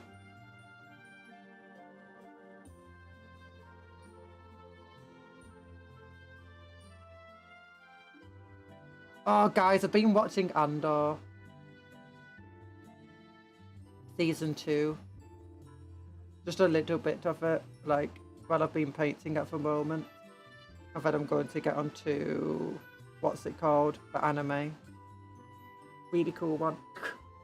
I forgot its name. But yeah, it's pretty good. I missed Andor. Andor was great, season 1. Oh, I had forgotten so much of season 1. I'm like, who are these characters again and why do I care about them? I know Andor. But who's this Cassian person? Oh, that's his name. I forgot. Oh, he's not just called Andor. He's called Cassian Andor. I'd legitimately forgotten. Sounds like you're not about to have a ship anymore. Oh, and of course they are +1 to their hit and run rolls. So even a single d6 can result in a 7, which is being set on fire. Oof. Oof.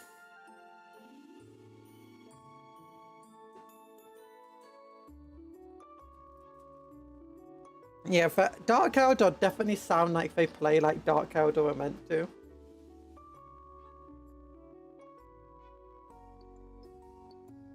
I guess a lot.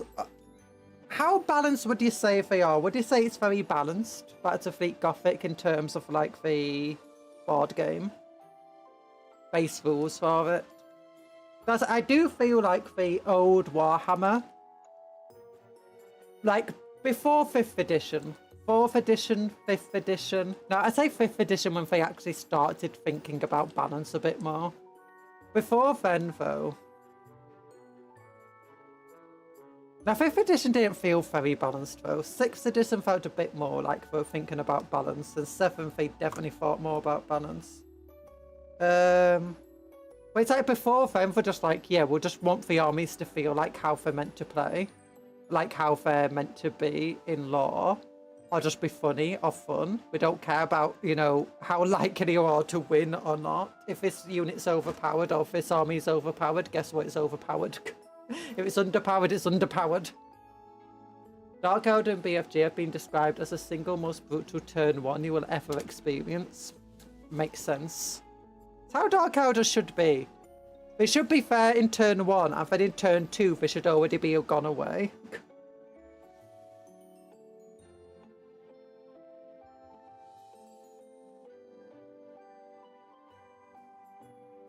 Oh, that would actually be really cool. Like if Dark Elder had an army rule where they gain, you know, objective points. Based on like every unit they destroy. Or every model they destroy. And then they gain objective points for every model that successfully like retreats off a battlefield. And then the game ends if they have absolutely nothing left on the battlefield. But you still play points. If every single model, if the last model that they have on flees the battlefield, they don't count as losing. Instead, you decide on how many objective points are currently, you know, around still.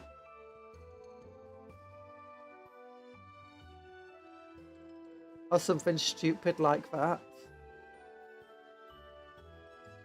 Would just be hilarious. No, you'd have to do it where they could leave a battlefield, but if they all leave a battlefield before the end of the game, then they just count as losing.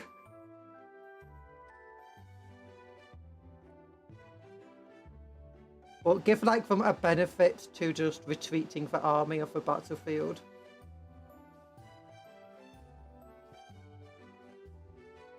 So the risk is that if they retreat too much, they're just going to lose the game because the remaining units are going to be destroyed. Or they gain like objective points. Oh yeah, I also was painting. I don't know if you can see there. I've been painting the little brass shells in the gun. The pistols and stuff. Off stream. BFG tabletop, in my opinion, has struck a perfect split between fluff and balance. Every fleet feels distinct, even for sub-fleets, and true to the law. Ooh. Warhammer's always had a struggle between being fluffy. 40k, I mean. I think fantasy's always had like a really strong feel for fluff, but has unfortunately lost the balance of the game to it. While 40k always struggled to feel the same fluff on the back, especially for Space Marines. And it didn't even result in them being more balanced. The Space Marines always felt like one of the weakest armies to play. And they also felt incredibly unfluffy. Now I think it's a lot more balanced than it ever was before. And everything feels a lot fluffier than before. I say everything. The Orcs don't. The Orcs feel like they've lost a lot to fluff. I got a cough.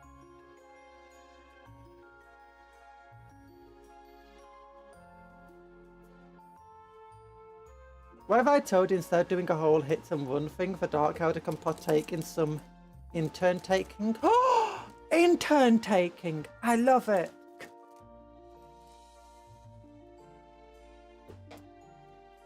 Love me some interns. Yeah, Orcs used to feel super, super fluffy. Because you could loot any tank or any weapon in the game and just give it to your army.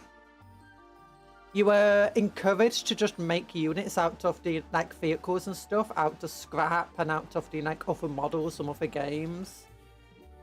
And just do as much converting as you wanted to. And just, it made the Orcs incredibly fluffy, but also distinctively unbalanced. You had an entire thing of where you were always strong on for charge, but as soon as the charge was over, you suddenly started to lose a lot of your edge, so you needed to push hard and push fast just constantly. Everything was about going fast. You had very low ballistic skill on everything. It was honestly absolutely insane playing orcs. Incredibly good fun. Maybe an incredibly overpowered at times. I hope that BFG is a bit of a relic since its last real update was the 90s, early 90s. It's a little bit of a time pocket of fluff and crunch imbalance. Yeah, I can understand that.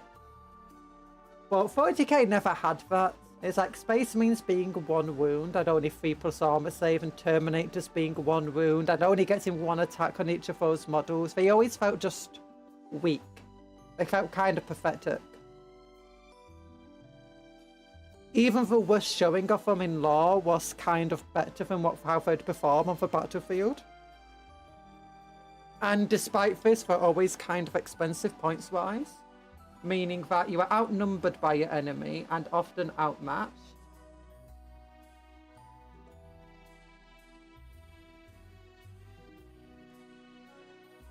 And it's just like... ugh.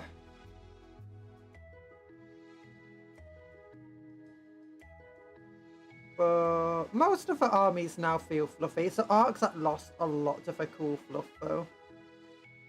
They did gain toughness 5, but they can no longer have units of 30. They do have looters, but the looters don't actually have proper looted weapons. And you don't have really proper looted tanks anymore. Or a way of doing looted tanks, and it just, none of it feels good. Or at least as good as it used to. Like, if you're a new player, yeah, sure, it's gonna feel great. If you're an older player, it feels very meh.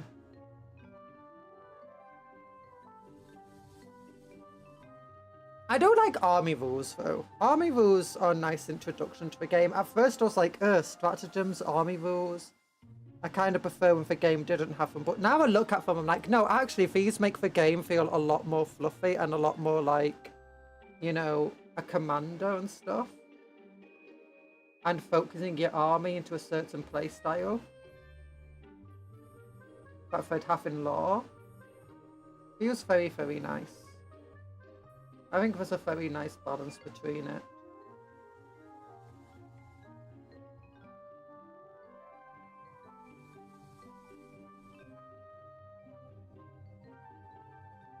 Tyranids were incredibly strong though. I think they were probably the strongest army back when I played, or at least they felt like the strongest.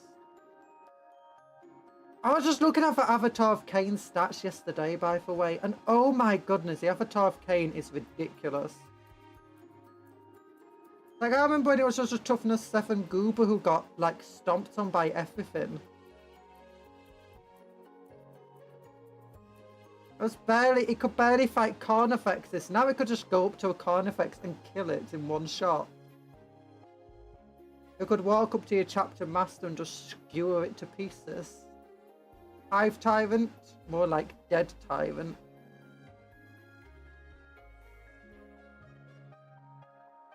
Did you see the official art of Longma? Oh yeah, the new cafe stuff's so cool.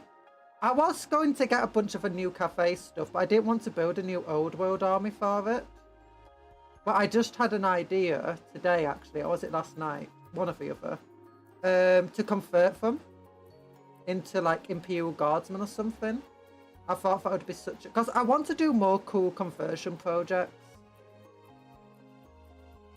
But I never really have any like super cool ideas for... well, I say super cool ideas. I have nothing that within my lore and stuff I want to build on. Great ideas for it. Like, sometimes I have a cool idea, but then I'm like, yeah, that doesn't really work with the sort of thing I'm going for right now, though.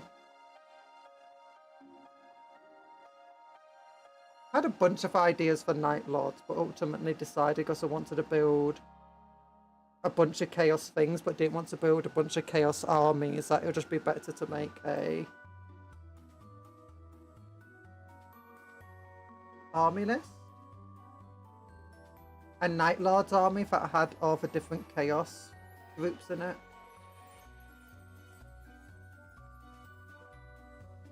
Which kind of stuck with a lot of my conversion ideas. My fav thing is Tariff's comment. Nice art, but considering Longma is half dragon, half horse, and a Shugengan is half dragon, half human, aren't those cousins or siblings or step siblings, and one ride the other? I'm not so sure. That's like saying because a horse and a human are both mammals. But maybe. I'd suppose I prefer 9th edition. You still had the main army rule like 10th, but the sub-factions felt a little more fleshed out. 10th's detachments reminds me of sub-factions, but are vague. I can see that. I can see that. I never played 9th. So I can't really comment on it. I've not really seen much on 9th.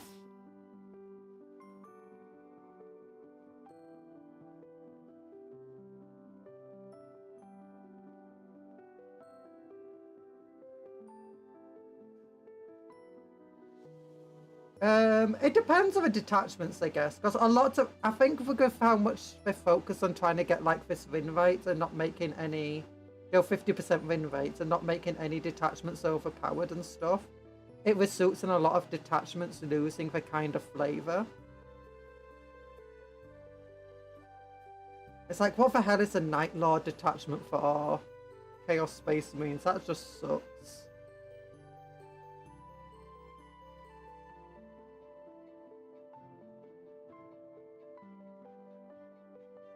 But Orc detachments are very fluffy, actually. I do like them. They're not all super powerful, and they do keep nothing any shooting detachment they give them, but you know what? I don't mind. It's cool.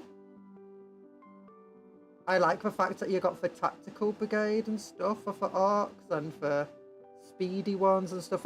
They feel very unique from one another. The Space Marine detachments, though, like in the base codex, they don't feel that separated from one another. Like the closest you get is a vehicle-based one. Chaos Space Marine ones, I guess, in total do feel a bit separated from one another. Some of them do anyway. I've never played tabletop, only 40k video games. That's cool. I've only played... nowadays, I mostly just look at the tabletop game. I'm not really playing it. So a lot of my comments, unfortunately, are coming from the idea of an observer rather than a player. And when I do play, it's just against myself. I like making lists as well. I like army lists. Orc's good at shooting. Let's be fair, that's terrifying. They're not meant to be. Actually, they kind of were meant to be good at shooting. Like, don't forget, they're the ones that have the entire daka idea. Like, when you're screaming daka, that's an Orc thing.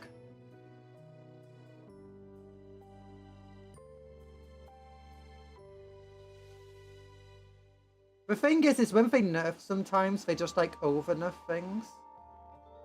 I still think the shooty things are worth taking, mind you. Maybe not if you're doing like an ultra competitive wanting to win tournaments, but if you're just playing like amongst friends or whatever, they're definitely worth taking. Gives you a very thematic army. Space Marine detachments though, I think the only one that feels very unique is the Armored Spearhead or whatever it's called. Oh, the Imperial Guard ones, the Recon detachment, I'm not sure about the others. Like, I was disappointed by the Artillery detachment. But the Recon one definitely feels very fluffy compared to the others. Like, that definitely feels like an army that's very horse heavy or sentinel heavy sort of thing, rather than vehicle. Aren't flash kits meant to be premier shooters? They're armed with the best guns. They're not necessarily any better at shooting. Oh, yeah, my army's going to be full of looters and Bernie boys. Yeah, Daka is compensation for bad shooting. If your rolling height is frankly oppressive, but then it's balanced by the average of 5 to hit. Yeah, the thing is a lot of shooty detachments used to be a lot stronger, like the tactical brigade, and so I still think they're pretty good. I don't think they're bad. Maybe they're not competitive, but they're still good enough. Like, taking it's not necessarily feeling like you're shooting yourself in the foot, even though an orc probably does like 6 times a day.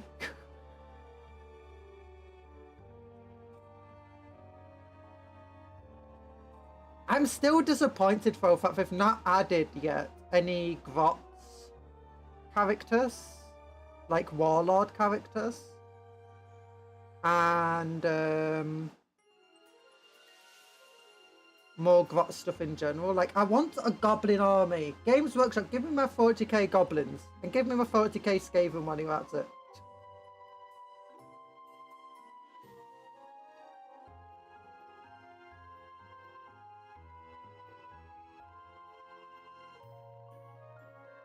Red Gobble. Yeah, I don't want a character. I just want that. I don't want an epic character, you know, named one. I want just a normal goblin. And when I get a Gretchen unit, I don't want to have an orc leading the Gretchen unit. I just want other Grots leading the unit. I want Grots armed for melee and like properly armored. I want Grots with proper shooters.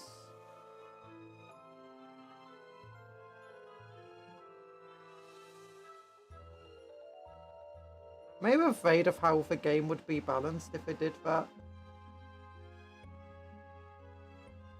Like, sure, make them just all infantry units. They can only take if you take a Grot character. And in fact, Grot character has to be a warlord or something, I don't know.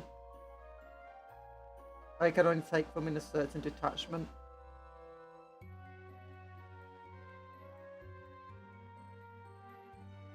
Give them phone codex. Yeah, you got killer cans, you got Grot tanks, so you can take other tanks and just... Sorry, my stuff went... and just like model them with Grots on it. And you can easily make like a mega knob. Not a mega knob, a... Oh, what's it called? A big mech. Big mech stuff, and just like have them as your warlord and make a model of a bunch of Grots with big armored tech stuff, or like a Grot in a big mech suit. You can do stuff like that, but that's just...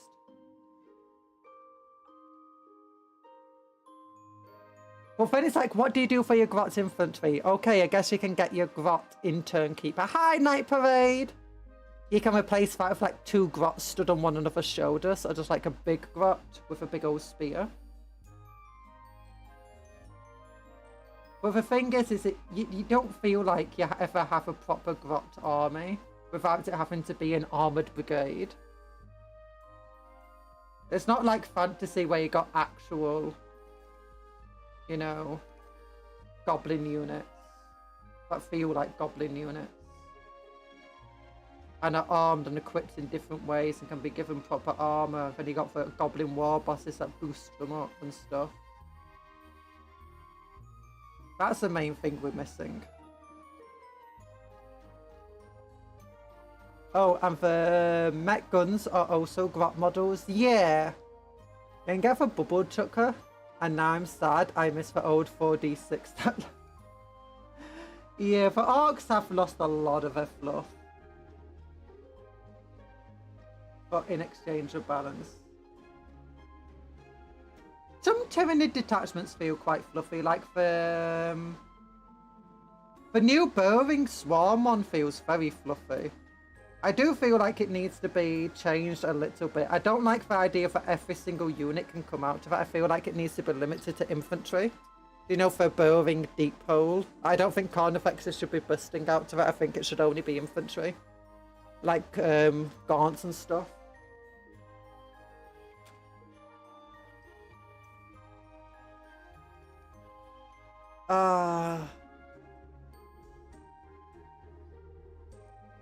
Oh my gosh, this known oil bath is difficult. You're doing okay, yay! Oh, we've been known oiling everything. I've also been painting off steam. Look how cool this guy looks now with his cape. He's still got a lot of work to do. You'll probably tell. We need to also make the power weapons look like power weapons. But yeah, they're slowly coming along.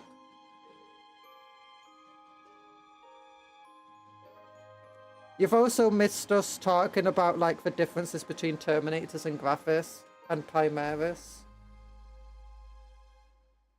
Cupcake! Yay! Oh hi Cupcat, thanks for 1 year and 2 months of fun.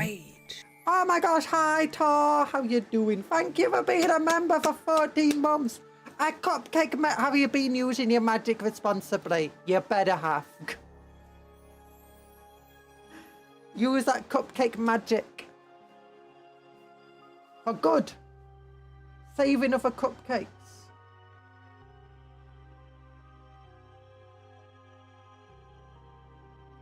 What was I gonna do? I was gonna like do some of the darker skins of known oil. Yeah. Oh, actually looks so cool. All of it. I put a bit of Rackman flesh shade on that too. Oh, it looks so good. Or maybe a very watered down Carrienberg. Oh. I'm thinking maybe if we use some of the Catachin colour on the skin as well. That might make it look good. Like, you know, highlight. Maybe not highlighting, but you know. Going over a little. D6 shots, D6 strength, D6 AP, D6 damage. This is the greatest stat line ever, and you could not convince me. I can see why we changed it. I can see why we changed it. I work my magic every day at work, helping other people ride their bikes safely. Got their magic fingers, you know. Yeah! Cupcake magic. I never knew cupcake magic could be used on bikes, but you know, it doesn't surprise me. Cupcake magic is very potent and very powerful. I'm glad you're helping people be safe.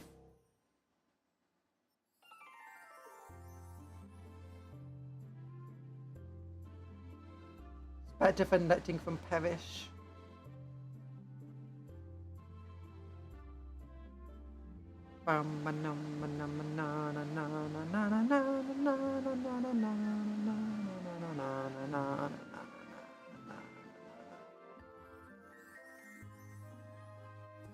Okay, where's the other? I need to remember. I forgot about these guys. Okay, I remember there's 8 of them. Pale, so we don't need to get the known oil on them. We'll have this one be tanned. This one be the dark skin.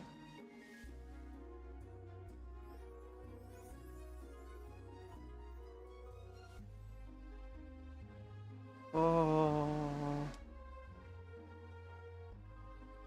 Honestly, one of my favourite things about Black Templars nowadays is the fact that all the members of the Black Templars come from different places. They come from different worlds, which makes it fun to name them.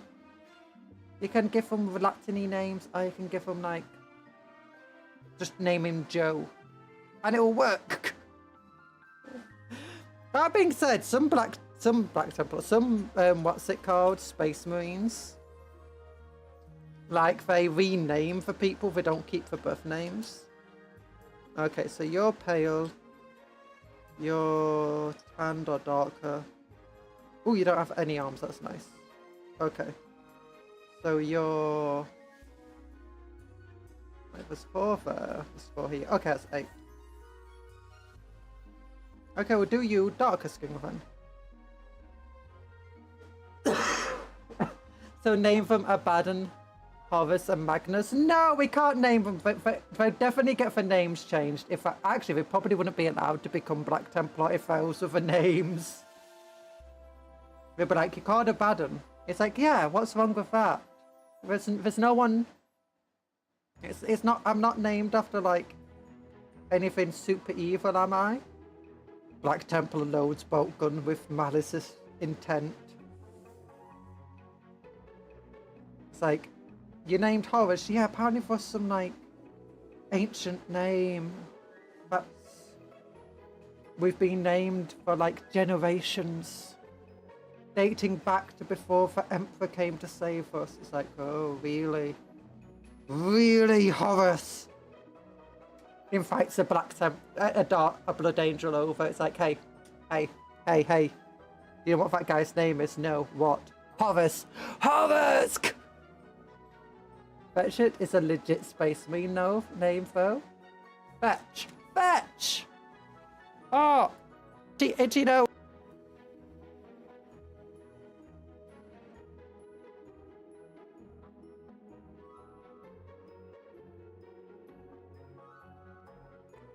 Oh my goodness, I got such a sore throat right now.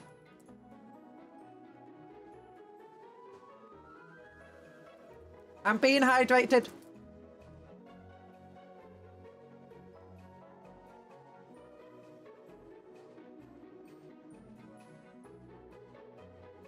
Cuptle. Damn, Emperor wasn't the smartest, was he? Naming his child Horus after the heresy. He really should have seen that coming. Oh goodness, yeah. The Emperor. But I think the Emperor just gave us these kids weird names, didn't he? Like, why did he name Magnus after that one red dude? You know, that one red evil psycho who works for Stinch. You know, the stupid thing is, being such a powerful warp entity, and for Warp not caring about the ideas of time, he probably did see everything that happened long before it came along.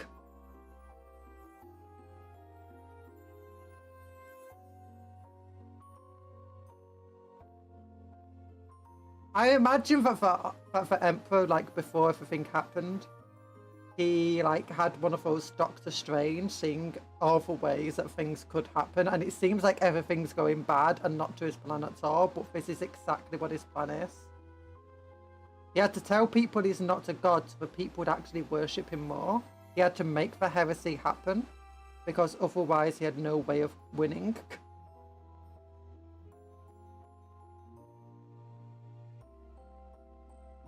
Oh, that's my headcanon for the Emperor. Might be an actual death guard name. Corvus Corax and his legion for Raven Guard.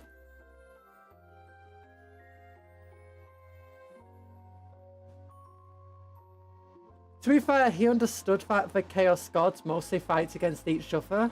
He didn't foresee them ever working together. Okay, I've got a cough again. Oh no.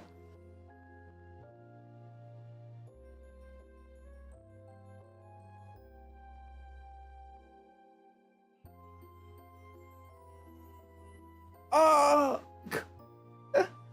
Oh gosh. A classmate of mine got the middle name Hieronymus. I think his mum put a stop to that though. Oh my goodness. Oh my goodness. My parents always like to point out, because one of my favourite shows is Scrubs, right? And I love Elliot reading Scrubs. And they always point out whenever I'm watching it, it's like, we almost called you Elliot, you know? It's like, yeah, no. And then he decided not to. He decided to name me Cupcake instead. It's like, oh.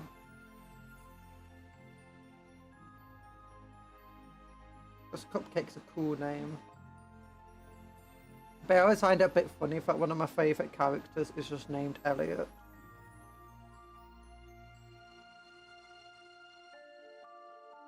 Oh. There you go. Why did they stop the name Hieronymus though? That sounds like it would be a cool name. Definitely a cool name. No one's getting bullied for that, you know.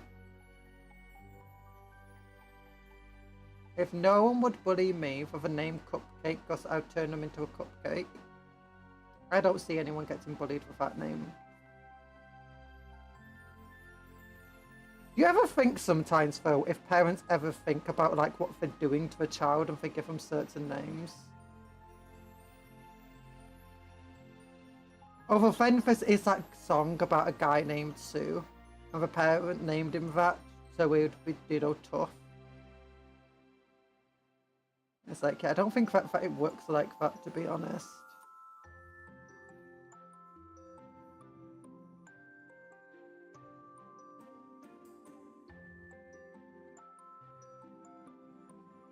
Kids are cruel. Kids can be cool. Cruel. We can? Great! Hieronymus Bosch was a Dutch 14th century painter, made some great works. Oh! He was named Bosch! Like the Bosch company right now. I find it weird that the middle name is usually of some importance. My middle name is a cousin of mine who died before I was born in a hit and run. Oh, you were born in a hit and run. I'm joking. I'm joking. My middle name's not really of any great importance.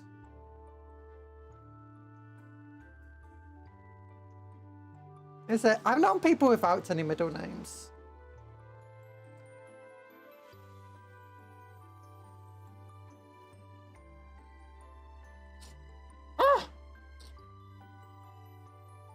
I gotta paint you, but you just annoyed me.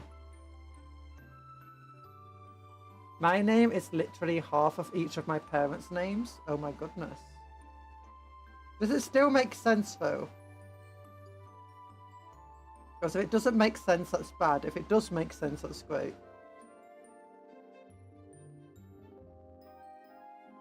I say it's bad. I'd say it's bad in terms of, like, maybe if we should have, you know, gone for a normal name that sounds a bit like the difference. Because otherwise you risk getting bullied. Although that being said, I do prefer names in general, which are kind of inventive. Because I don't like everyone having the same name. I've never liked it. It's like when you go to school, it's like half of the class is just named Alex. Or like John or something.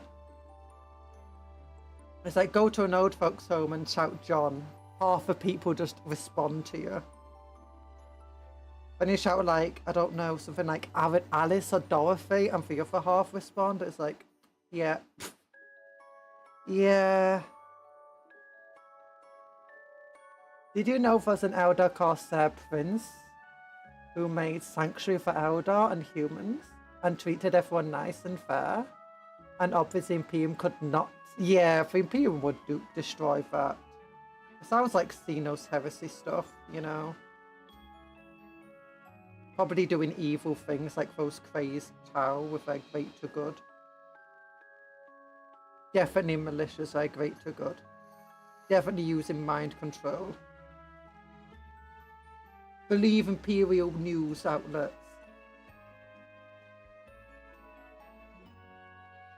I've only met 2 other people with a name, Tar-On, and one of them was in my class. Ooh. So, that's a cool name.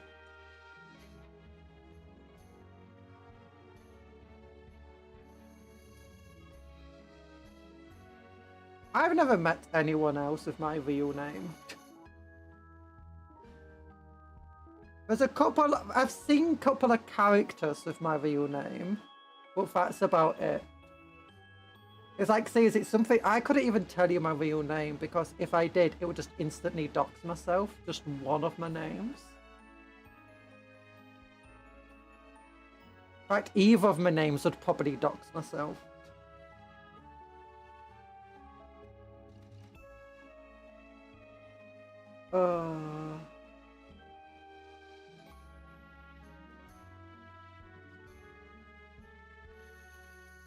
Crazy world we live in. I've never been bullied for my name though. That's nice. People just hear it and they're just like, oh, that's a really nice name. Where does it come from? It's like, you don't want to know.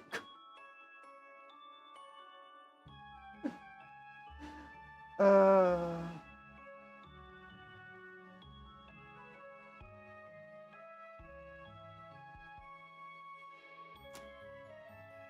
got it. Go.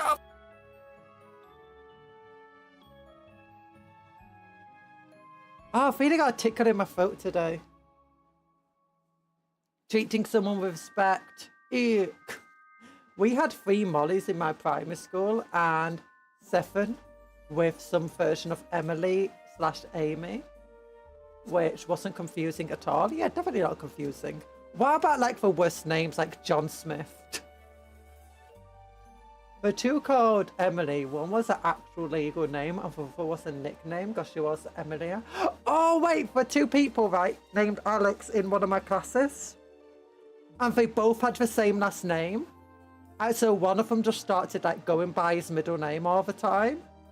And eventually got to legally change to his middle name, which was still a very common name. But yeah, it's like, oh. I really don't like common names, like for children and stuff. It's like, yeah, definitely need some. It's like having an odd couple of people, or a few people having the same name. It's fair. It's fair. But when there's like half the people have the same name, it's like, no, please give us some uniqueness. We're all individuals. Like 2 were called Emily. One was her actual legal name, the other was a nickname because she was an Amelia. An Amelia. Ilya. La. Amela. Just call them Amelia Earhart. Amelia Earhart.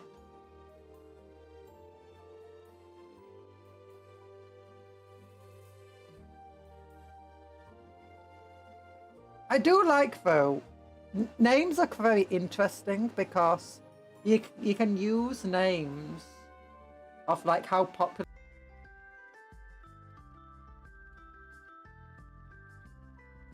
It's like, yeah, there's a.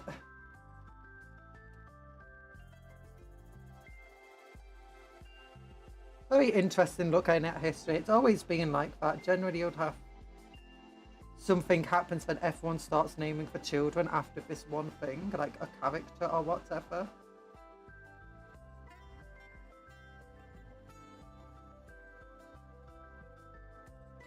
I love reading about meanings of names.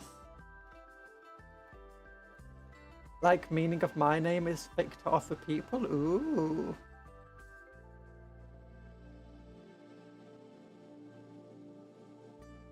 I give you a uniqueness. Before my grandpa changed the family surname to a more Norwegian name, it was Backy, pronounced Backy, which would have gone down well in a British school.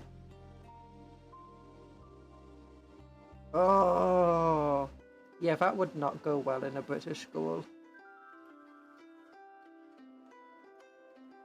You'd probably get it mispronounced all the time and just pronounce the Backy.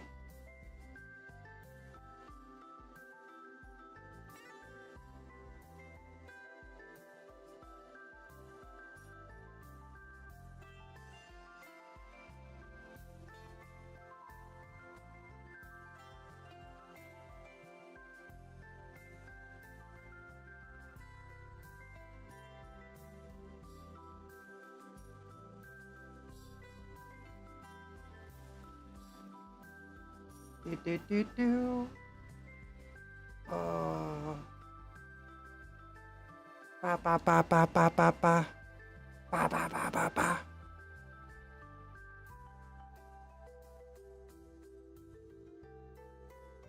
The non-oil wash is working away though. Oh, I'm dizzy today. Hay fever is not so fun.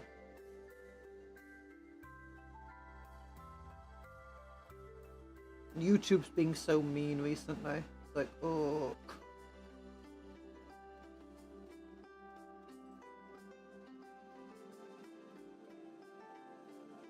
Here we go.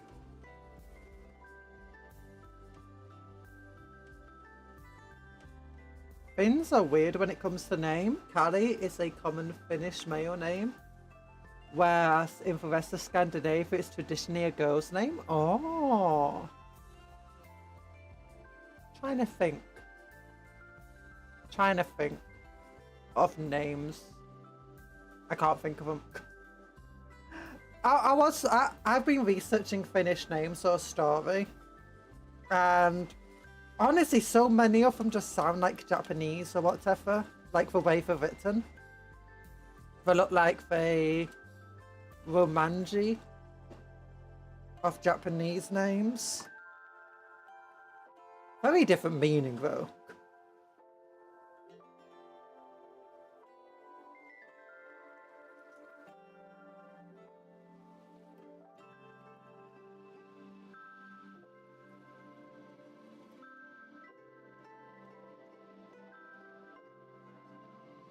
Oh, Finland would have a lot of differences, wouldn't it, from a lot of the rest of Scandinavia. Because its history distinctly separates from a lot of the rest of Scandinavia.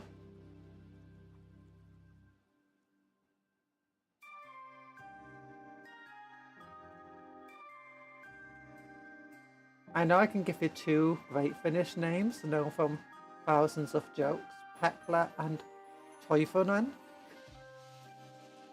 Wait, why are they in thousands of jokes? Why? Most of the names I'm going for from meanings are from like the Finnish versions of like other names.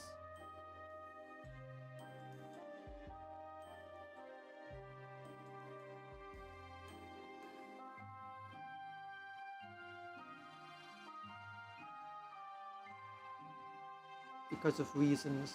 Because of reasons!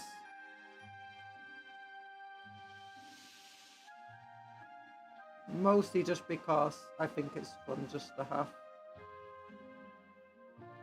When you can like look at a character based on the name and just like realise the meaning of it and go, "Ah, that's hilarious." Well, not hilarious, but you're like, okay, that makes a lot of sense. Why this character acts in this way. That's a very fitting name. Do you like what's its name? Ferrus Manus being Iron Man. Probably all Norwegian and Swedish jokes. Because most Finnish jokes I know are Pekka and Toivonen jokes. It's great because they're also fairly common Finnish names. Oh.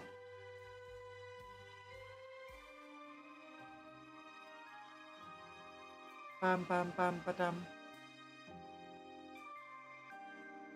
I'm gonna sneeze. Yes, I am. I feel like I'm about to sneeze. But am I? I don't know. Sometimes you feel a sneeze coming on and then it's just like, you don't sneeze. It's like, what? What? And then like 5 minutes late to your sneeze, it's like, why? I felt this coming on ages ago, but it just went away and now it's back all of a sudden. I got a tissue ready and everything, and then I ended up just not sneezing. So I put it away, and now I just suddenly sneezed quicker than I could respond to.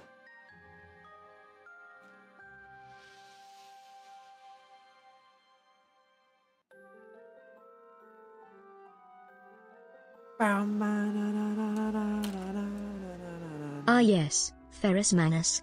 With his Manus of Ferrus, in control of his legion, the Ferrus Manus with the symbol of a Manus made of Ferrus.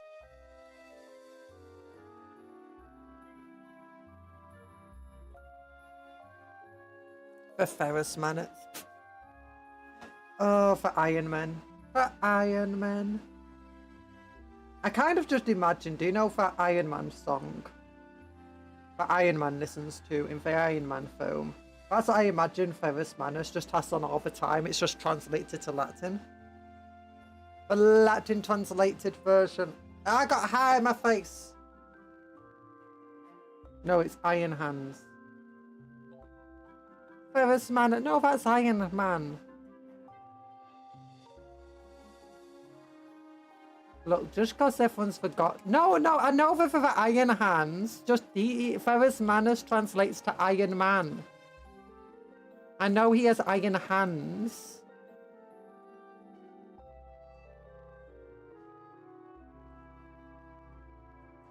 Ferrus is iron. Manus is man. The man of iron.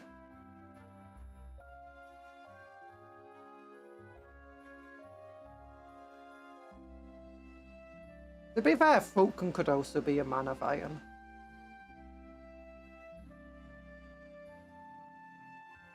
Wait! Manus is Latin for hand. When did that happen? When did that happen?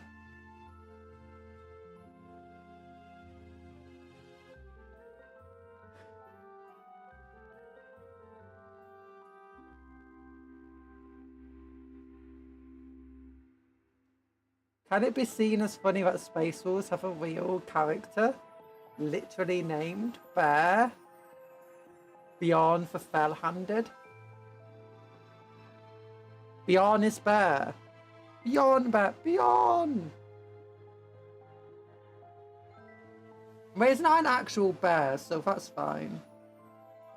It's not over the top or crazy, that one.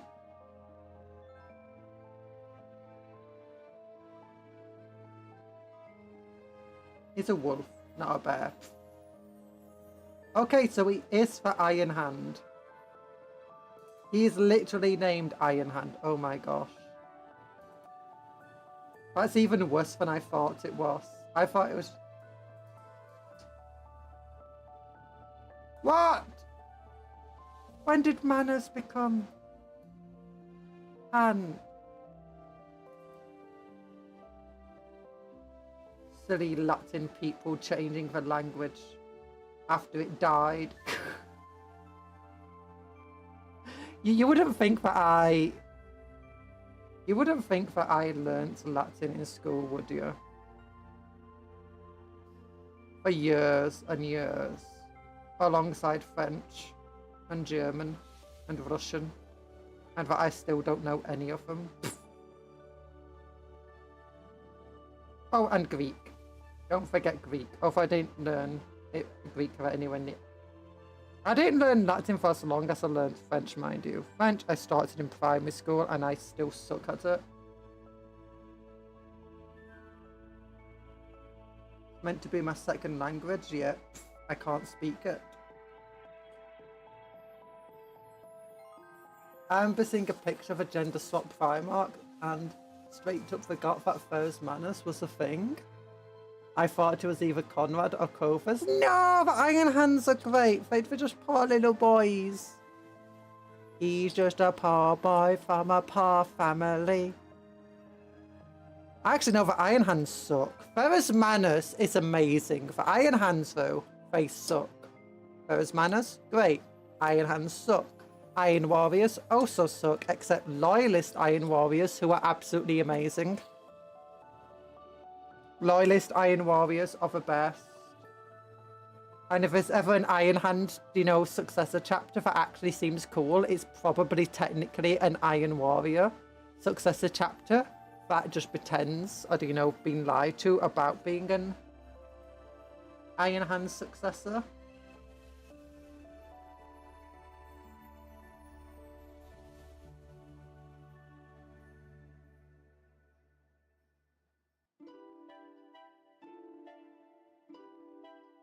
Sons of Medusa are cool. They're the salamander guys, aren't they? That, like, live underwater.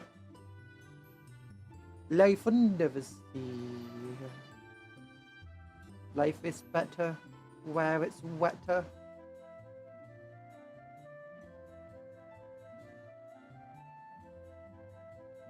Are they an actual Iron Hand Legion for Son of Medusa? And not Legion, successor chapter. The Eternal Thought train was. Who's that? Is it Conrad? No, that's Conrad. Maybe it's Corvus? No, wait, that's... Oh my god, it's Ferrus! Ferrus is literally the greatest, though. Ferrus is amazing. Everyone loved Ferrus. Everyone was sad when Ferrus died. Except his legion. His legion sucked.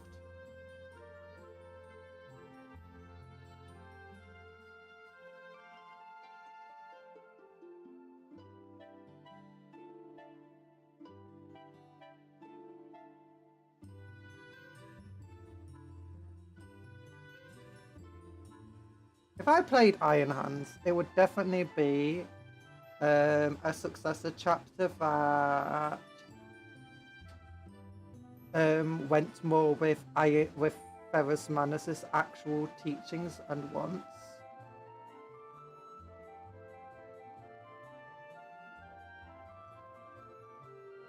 Just because I couldn't cope. I couldn't cope with the way that the Iron Hands are now. I could deal with a Templar being crazed maniacs that go against the teachings of Dawn and desires of Dawn, and perhaps even the desires of Sigismund to some extent by now. With that being said, you see my Black Templars, they're the ones that go against the more zealous nature of Templars. And are a bit more tame. Comparatively.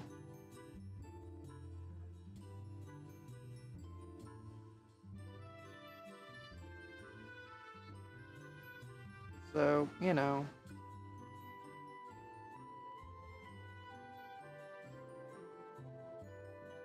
But Ferrus's traits were just there to make him die sadder. I know! But he was so cool! I don't want him dead. I want him alive. Bring him back. You can take Guilliman. I like Guilliman.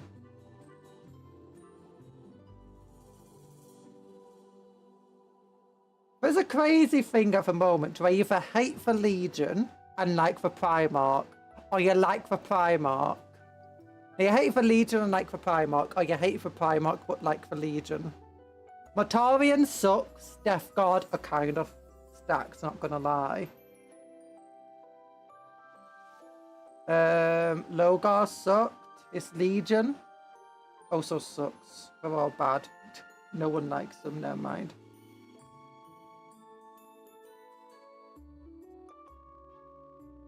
Guilliman, absolutely amazing.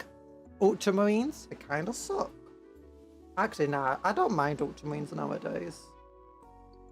Sure, the poster boys are a bit whatever.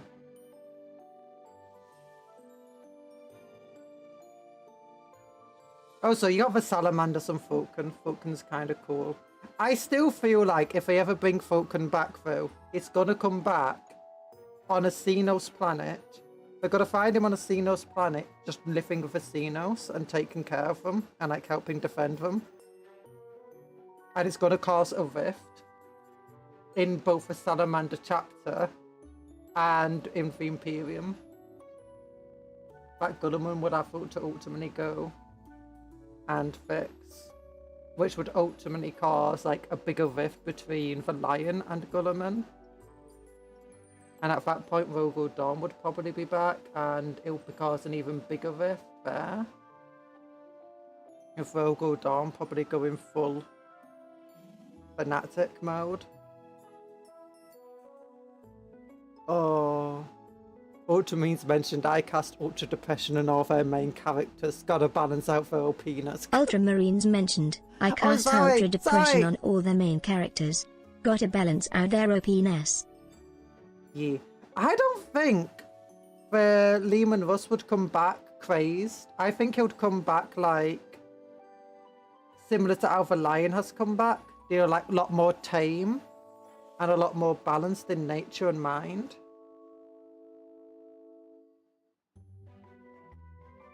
Like fully matured. And I think what's his name?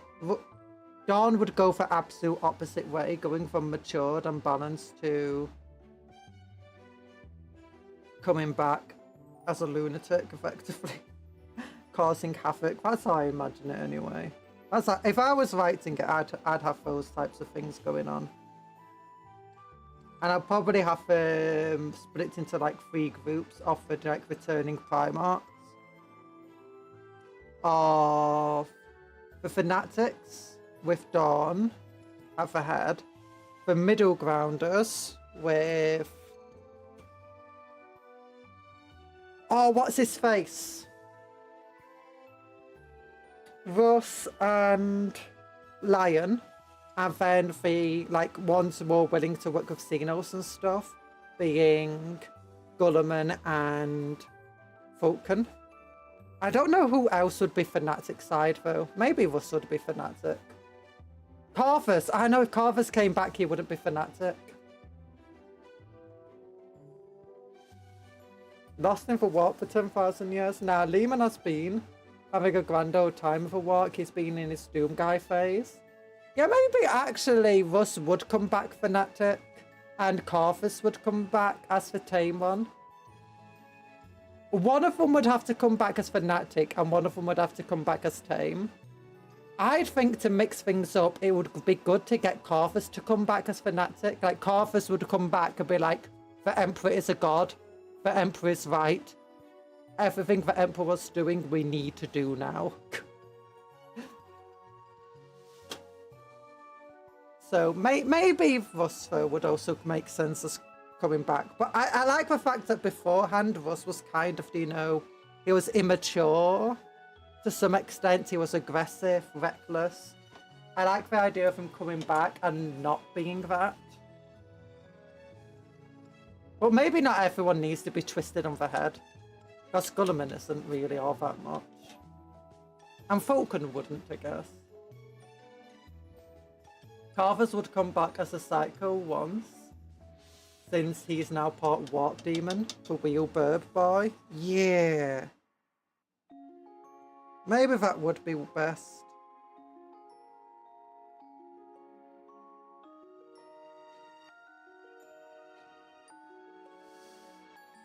Because I feel like if you're having 6 returning Primarchs, there's like...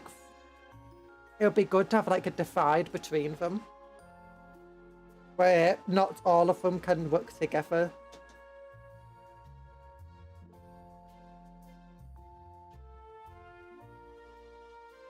I'm hoping also what they do is they get like... do you know if they brought back the Sanguinar?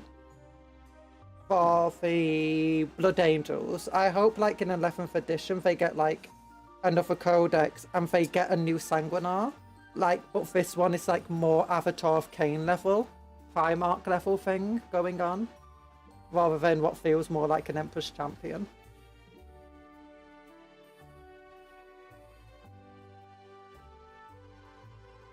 None of the others would really get a Primarch though, I feel like. What about things like Logar? Do you think they'll ever return Logar and do like for other Chaos Boys? I'm not sure if they would, because I don't think they would want to make new codexes for them, and I don't think they'd want multiple Primarch level things within a single codex, like the Chaos Space Marine one. Maybe if they release the Chaos Demon book, they like could have Logar. No, they got Be'lakor there actually, never mind. Lehman comes back awfully calm. Gulliman to Rush, you're calmer than I remember, brother. Yeah, 10,000 years of demon slaying will do that to you. Not as fun anymore. Lehman comes out for war. Hears the lion is awake, immediately travels to him to fight him, like good friends. Do every now and then. Yeah, I think that would actually be good. I think having Lehman and the lion together as like seeing eye to eye and being friends would be good. And they'll be like the middle ground characters, able to communicate on both sides relatively civilly. Well, then you have the one extreme side, which has Gulliman and...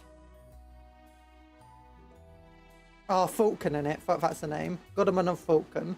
Both of which I feel like, especially Gulliman after that, not Gulliman, Falcon after all that, you know, Eldar child killing. I'm feeling quite bad about it. And bad about the stuff he did in the Great Crusade. I feel like he'll definitely be like on that serious extreme. And with the likes of Gulliman being saved by the Eldar and stuff like that and wanting to work with them, it'll be good. And then You'd have a crazed one to be like, no, all the Xenos need to die. All of them. Mass slaughter. Sprinkles. Ow! 82,000. Logar can't return yet. He's hiding in an area for warp with Carthus waiting outside like Edgar Allan Poe. Oh, could you imagine if Carthus returns and like he returns and Logar's killed or something? Like he's got a demon sword. Imagine if he had a demon sword with his brother's soul in it. That would be so cool. Like Logar is just a demon sword. That would be one way to deal with him. Like for the game. Oh, it'd be so cool. I want Clone Fulgrim back. Clone Fulgrim would be hilarious. Clone Fulgrim would be fun to have. I don't know how they would bring him back though. So,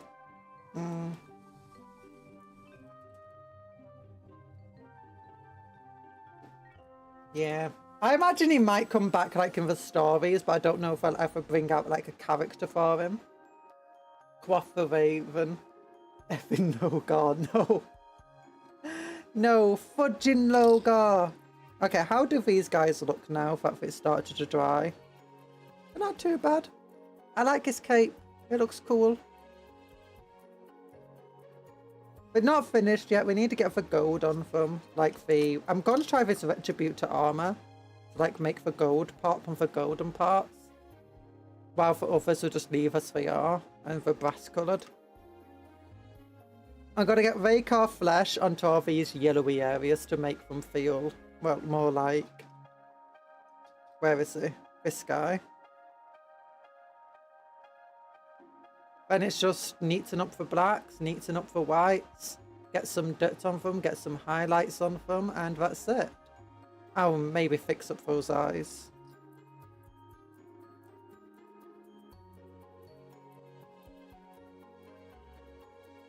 Yeah, they are looking a lot nicer now, though.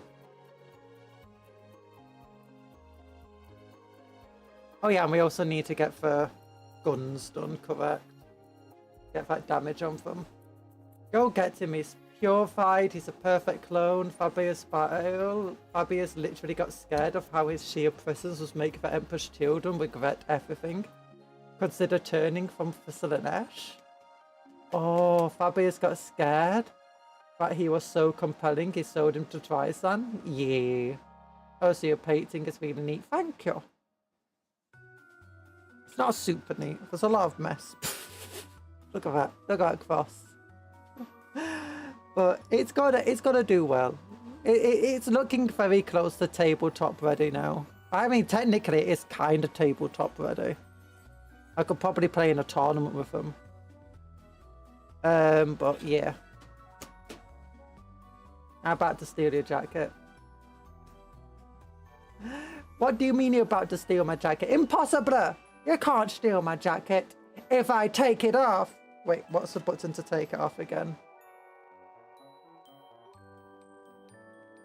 Ah, now you can't take it. You can't steal my jacket if I don't have a jacket. Yeah. I'm joking with you. I'm joking with you. Oh. Do you want to see? Do you want to see for go to our favourite website though? Don't forget to like the stream if you're not already. Every like of the stream is another visit to a website. Oh, here we go. Pre-order now. I did it. I did it already. It's a bit late to tell people to pre-order because it's already gone. Oh, yeah. These are cool. I love these guys. I might get more of them eventually, but I'm in no rush to. These are great for conversion pieces though. These are such cool models. I don't care about the unit, I just care about using them in like other units. Pretty much sleepy right now, Cups. I'm going to bed. Good night. Oh, good night, Virtuoso. Give me one. Good night. Good night. Love you. Love to you. Oh, there we go. But back to here. Let's look. And I got the Typhon set. It's so cool. It's so cool. I'm so excited. I didn't buy it from Games Workshop. I bought it from, was it Wayland Games? Maybe. Oh, what is it? Oh yeah, and you got these new stuff, a tarantula missile battery. I kind of want some of these, I'm entirely honest. Look at the Chaos Knight. The new Chaos Knight looks cool. Muscles. Ah, you stole my jacket! How? How? Impossible! I'm still surprised that's not sold out yet. I guess it's not the greatest savings. It's sold out on other websites, but not Games Workshop itself. Where is it? Here it is. Here it is. Oh, look at them. Look at them. Oh. Oh. Yay, my daily supplement of leather has been provided. Om nom nom nom. No, don't eat leather. It's not good for you. I am a bit sad that I did buy Hormagaunts without realising that Typhon was going to have Hormagaunts in them. So now I'm wondering what to do with all the extra ones. Because I only bought them originally just so I could use them for like parts and trophies. I'm thinking once I get this arrives and the Raffiners are finally released in like next month or whenever, in their own set, I'll probably buy a second set of Raffiners just so we can have a squad of 10 Raffiners, which is 5 normal Raffiners with the hyper adaptive Raffiners in charge of them. And then, you know, because I've got some burrowing units, I have to get more burrowing units so they don't feel lonely. So maybe then I need to get a Trigon, and if I get one Trigon, I have to get a Morlock as well. And you know, if I get... I'm joking. I do want to get some Zone Folks, kind of. I'm trying to resist the urge of buying like one of every 2 in it. Like, I want some Zone Folks. I kind of want a Mouse Scepter. Oh, that's not a bad price, so a Hive and Tyrant. I like those guys. And that's cool. And look at Tyrant God. I don't want Tyrant God. A Hive God are cool, actually. Don't really like the Hive Crone, to be honest, of the Harpy. I think they look a bit too short. They look like they got cut in half at the back. Get a Titan. I don't have room for a Titan. I found out why this is sold as, you know, a double kit. Because they're both from the same spoon for the Leviathan box set. It's like, oh yeah, I forgot about that. That's annoying. Morlocks are so good with their Mortal Wounds explosion when they come in as deep. Like, oh, do they? Oh yeah, I was thinking of something else. Morlocks, yeah, this is a Morlock. Sold out, obviously. Yeah, no, for thing, I kind of want a Harridan. Yeah, if I was getting a flying one, it would definitely be a Harridan. I love the look of that model. I already have a non-emissary. I kind of want to get the Trigon because it's such a cool model. I kind of want the Pyrophore or Biophore because they're so cool too. Maybe get a Lictor just because I'm going to eventually get a Neuro Lictor just because I want an official Neuro Lictor in addition to, you know, this guy here at the bottom of the screen. Look at him! Look at him! And then obviously if I have Neuro Lictors and Von Ryan's Leapers, you need to have a normal Lictor, you know. Fill in the gap.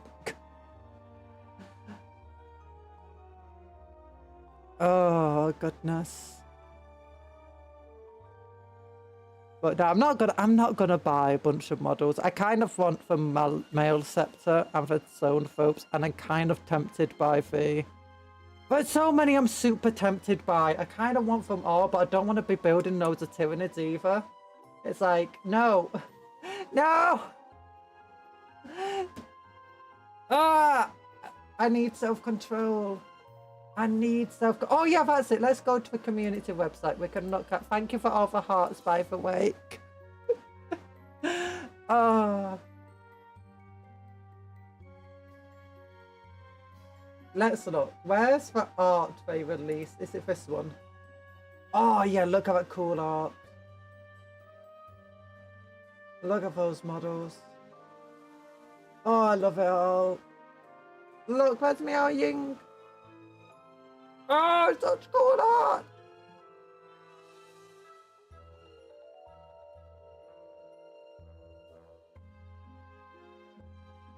Oh no, we'll go down here. We can look at them like... Here we go. Yeah, I'm wondering how like you could convert these dudes into like guardsmen. Like. Ultimate choice, Harridan or Hierophant as a Titan choice. Biggest battle, biggest... Both. If I had the room, definitely both. I don't know how big this model is. I mean, maybe you could convert it into like a armored sentinel. Oh, an Imperial... Oh, it could potentially be... I don't think it's Imperial Knight size, actually. It might be, but I don't think it is. Maybe you could use it as the thing. So Iron Hail Gunners when. Yes, when. I'm trying to think just how to convert them. We need to find... You could convert these into artillery platforms. Like that's just a rocket platform there. Extend this barrel with like a Lehman Russ barrel or whatever, and I'd like spare back artillery stuff. And you could I just cut out the barrel and just add an actual artillery piece barrel to it. These things could easily be converted into Artillery or Death Corps Rough Riders. It wouldn't take a lot of work, just add some NAS guns to them, replace the spear tips. Going by base, I'd say giant sized, probably. These guys would be harder to convert because I don't think they have any crossbow versions. So you'd have to like get Cadian NAS guns or Death Corp NAS guns. I think Cadian would be better because Death Corp models are a bit harder to convert with. And place them on for arms. But looking at their arms, it doesn't look like the shoulders glue on. It looks like the arm glues on under the shoulder.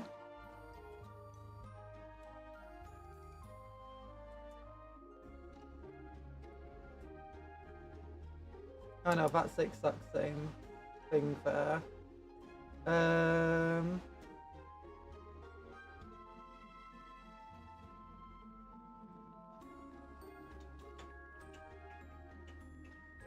Oh, I don't have cafe here.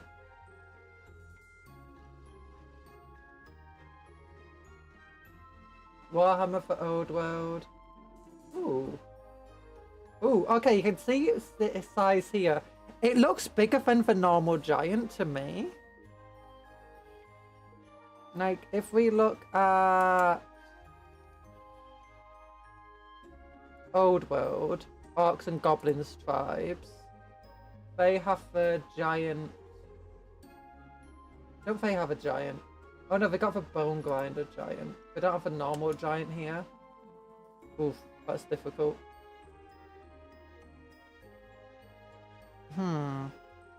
It looks more like the super big giants from the Destruction Sons of Behemoth. It looks more like the King Broad size one, but I'm not sure. Maybe it is just the normal Sons of Behemoth size. Hard to tell without direct comparison.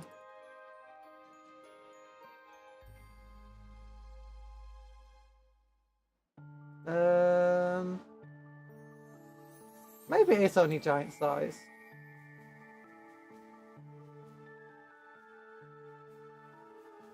Actually, we can get a good idea of it here. It looks about 3 and a bit normal bases in size there. Well, this is... No, it doesn't show for base size. I don't think we're going to make the army work. I don't know. I've actually read about the rules that they're planning to use for them.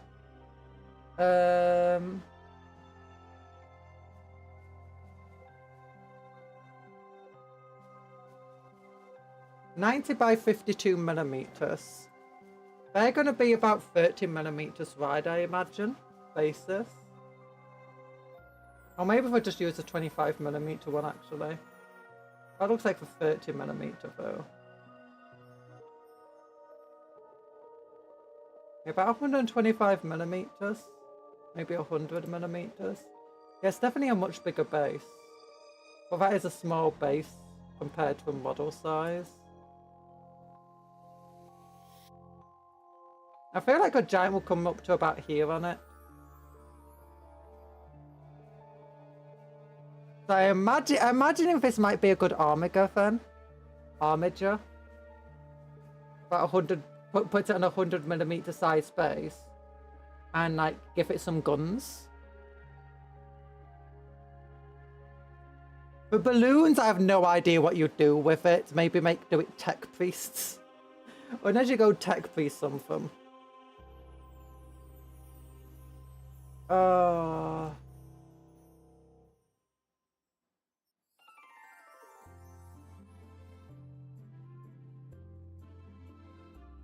Warhammer for Old World. Wait. Can I see this? Oh, there's the Beastman Giant. That's bigger than the Giant though.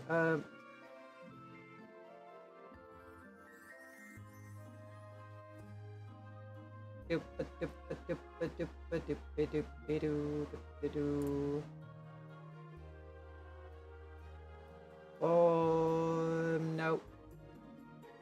No. Here we go. Open link. Oh no, this is the same one we just put on. Never mind. I'm trying to find the box sets for Cafe. It showed us what the box set was gonna be. Okay, no, I went too far back. I bet each unit has like a type. Has like in Total War. And if they are near the opposite type, they get some kind of buff. Melee units will be less likely to survive, and range units gets an extra shot. An extra shot would be a bit powerful. I imagine extra ballistic skill for shooting units. And in melee, maybe extra weapon skill. Or +1 to hit or something. You know, something like that.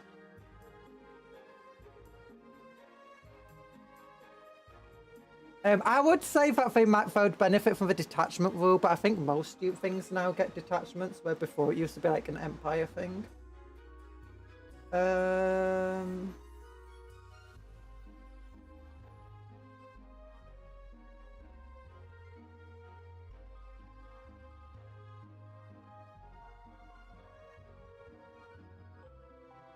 Did I go back far enough?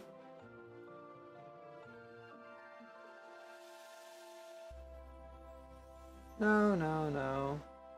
Never mind. I'm just trying to find like the cap. Because so you had like a thing where it showed like all the box sets that you'd be having in Cafe.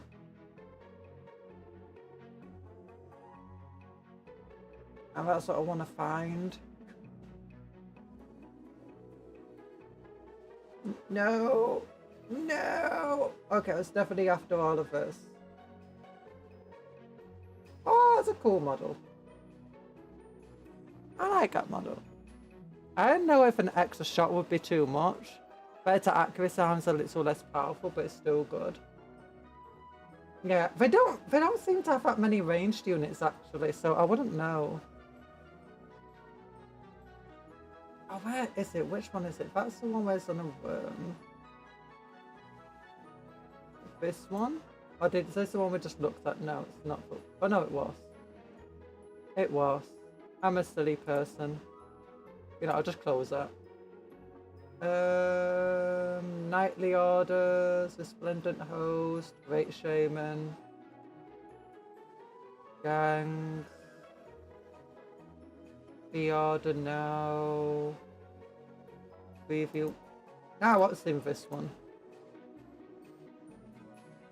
Yeah, for only 2 ranged units I think they've got is the cannon and this thing. I don't think they've shown any other. They've not shown any peasant infantry, and they've not shown any Jade Warrior crossbows. So I'm not really sure about the yin yang side of stuff. Or then the magic will probably be yin yang magic.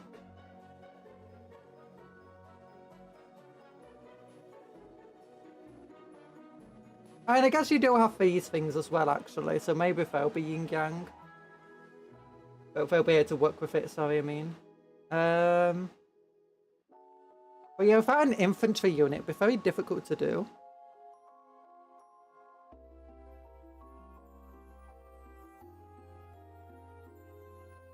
Huh.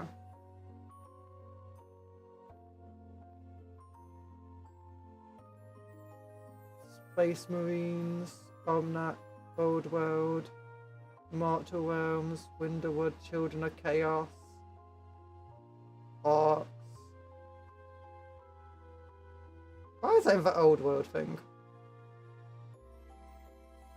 Yeah. Maybe they will have more to be released later, for like the peasant unit, so maybe we could do something, but I have no idea really. I have absolutely no idea. But we got all 20 models covered in known oil today. Off stream, I did the purple shoulder pads, I did blue highlights on the guns and neating them up. I added some extra bronzy detail and some extra goldy detail. I did the eyes off stream. So I'll try getting like the blacks done off stream. So that the rest of the models will look better. Oh, darn it, I knew what I meant to do. I meant to put some flesh shade on them. I'll do it later.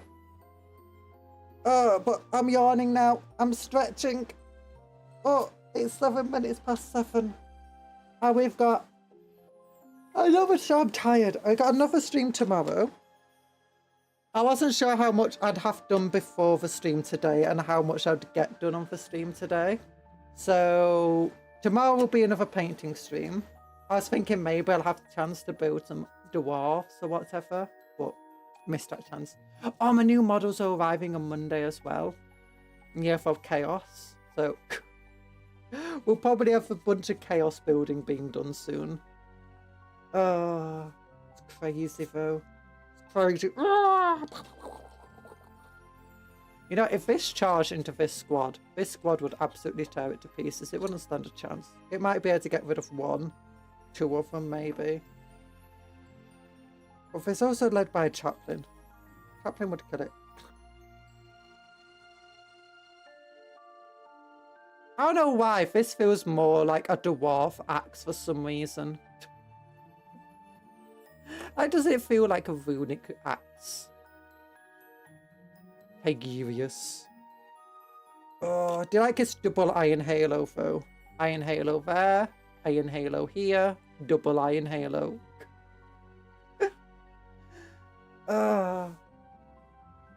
But thank you everyone for coming today. I hope you had a great time. Oh, do you want me to raid into someone? Is there anyone live who you'd want me to raid into who's not like a massive VTuber? The Simply, but she's been going as long as I have. You know what? No. I need to like gather a sandwich or something after this stream. Thanks for the stream. I'm not a cat! Chaplain is the definition of holier than thou. He is. Chaplain is the definition of holier than thou. I keep stealing your things, Cuptle. You need to be holier. So stop stealing from you. I like this guy. I think he's coming along nicely. He definitely needs this area cleaned up though. But I keep forgetting. Love you all. Love hearts. You. Not like the stream, please like it. Not subscribed, please subscribe. It helps me out. And you know, thanks for coming today. You know, play hard, work harder. Enjoy the rest of your day. Take care of yourselves, be kind to others and vice versa. Yeah. So. I wanted to smash a model. Smush. And also, eat good food, sleep well, dream of cupcakes, but don't eat cupcakes because they're friends, not food. You crazy eggs. Crazy. Love you all. Bye. How do I end the stream again? I forgot. There we go. Whee! Oh, that's the wrong one. I can't see, but my camera's in the way. Yay, there we go. Bye, everyone.